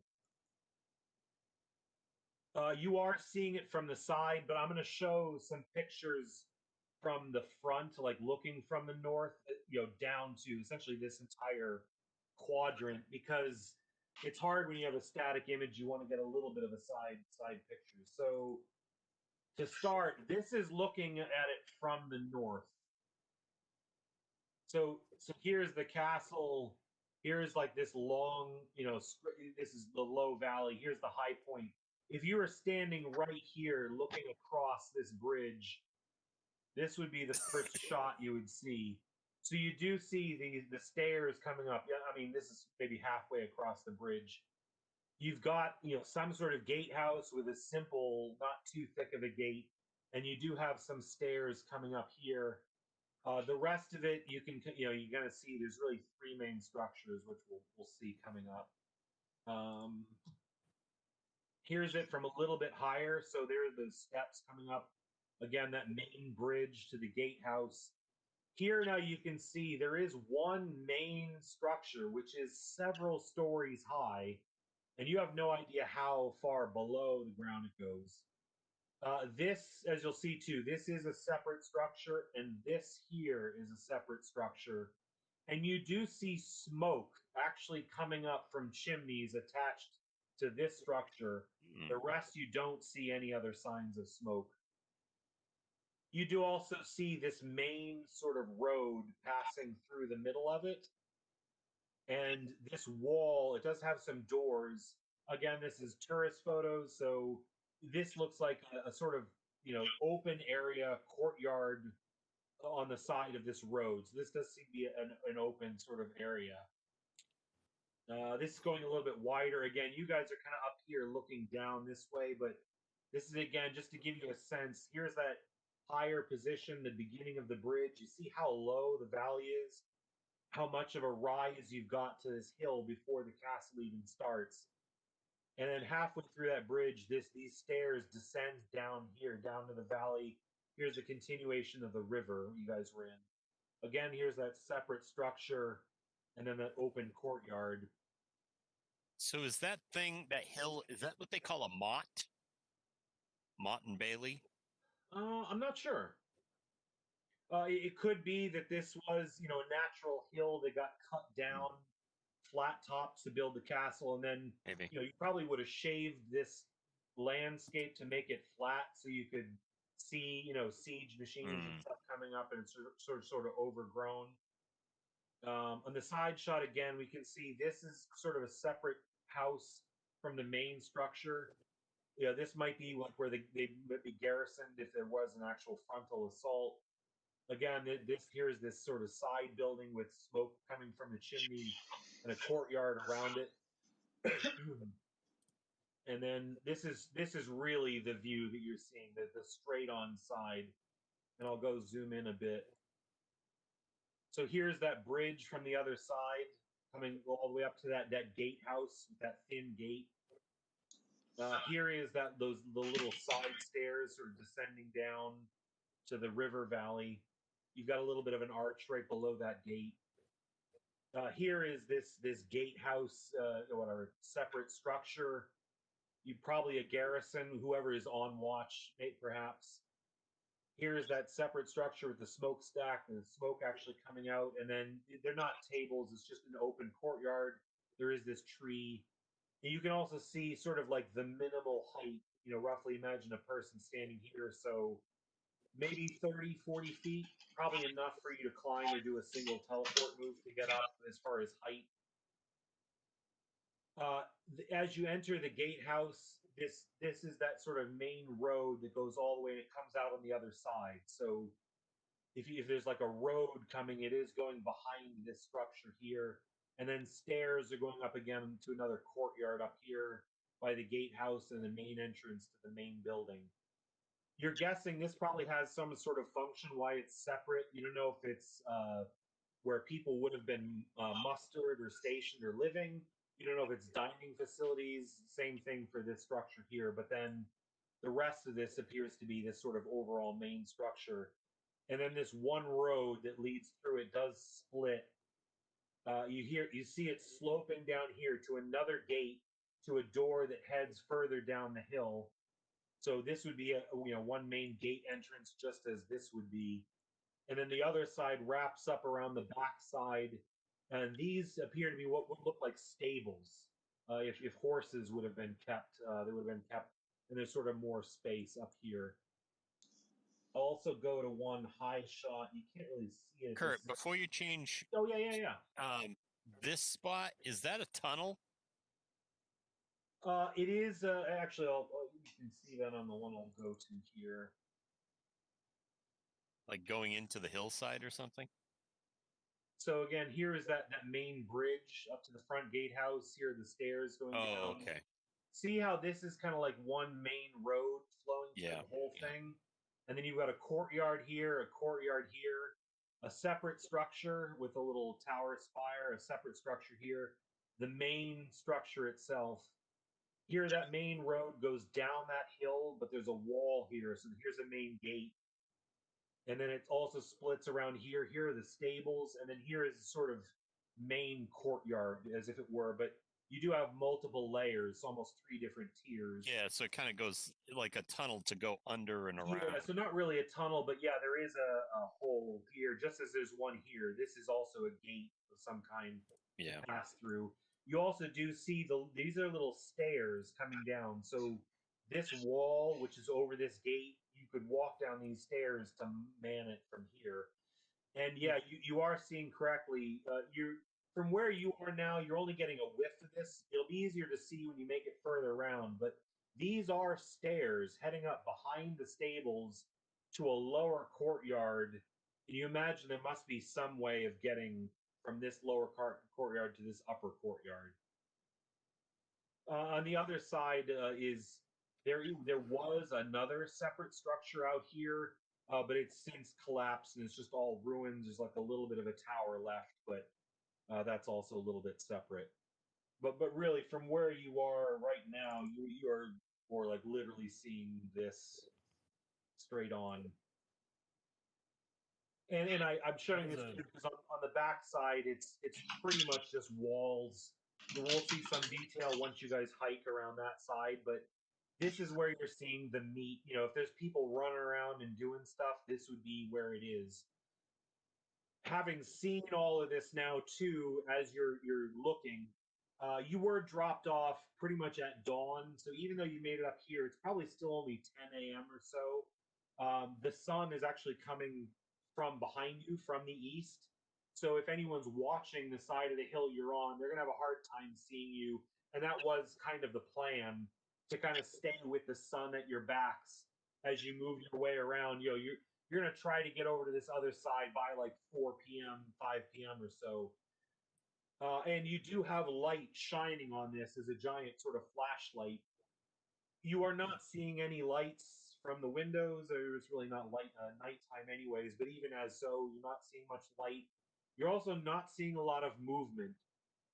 You're really going to have to study the area, zoom in as much as you can with your binoculars to try to make out actual positions of figures. I mean, you're looking for these little, tin soldiers stationed out throughout here, but you don't see guards making movements or passes or anything just yet. For that, we'll pick that up with the next time. Whoever we have will go through, look at the photos again.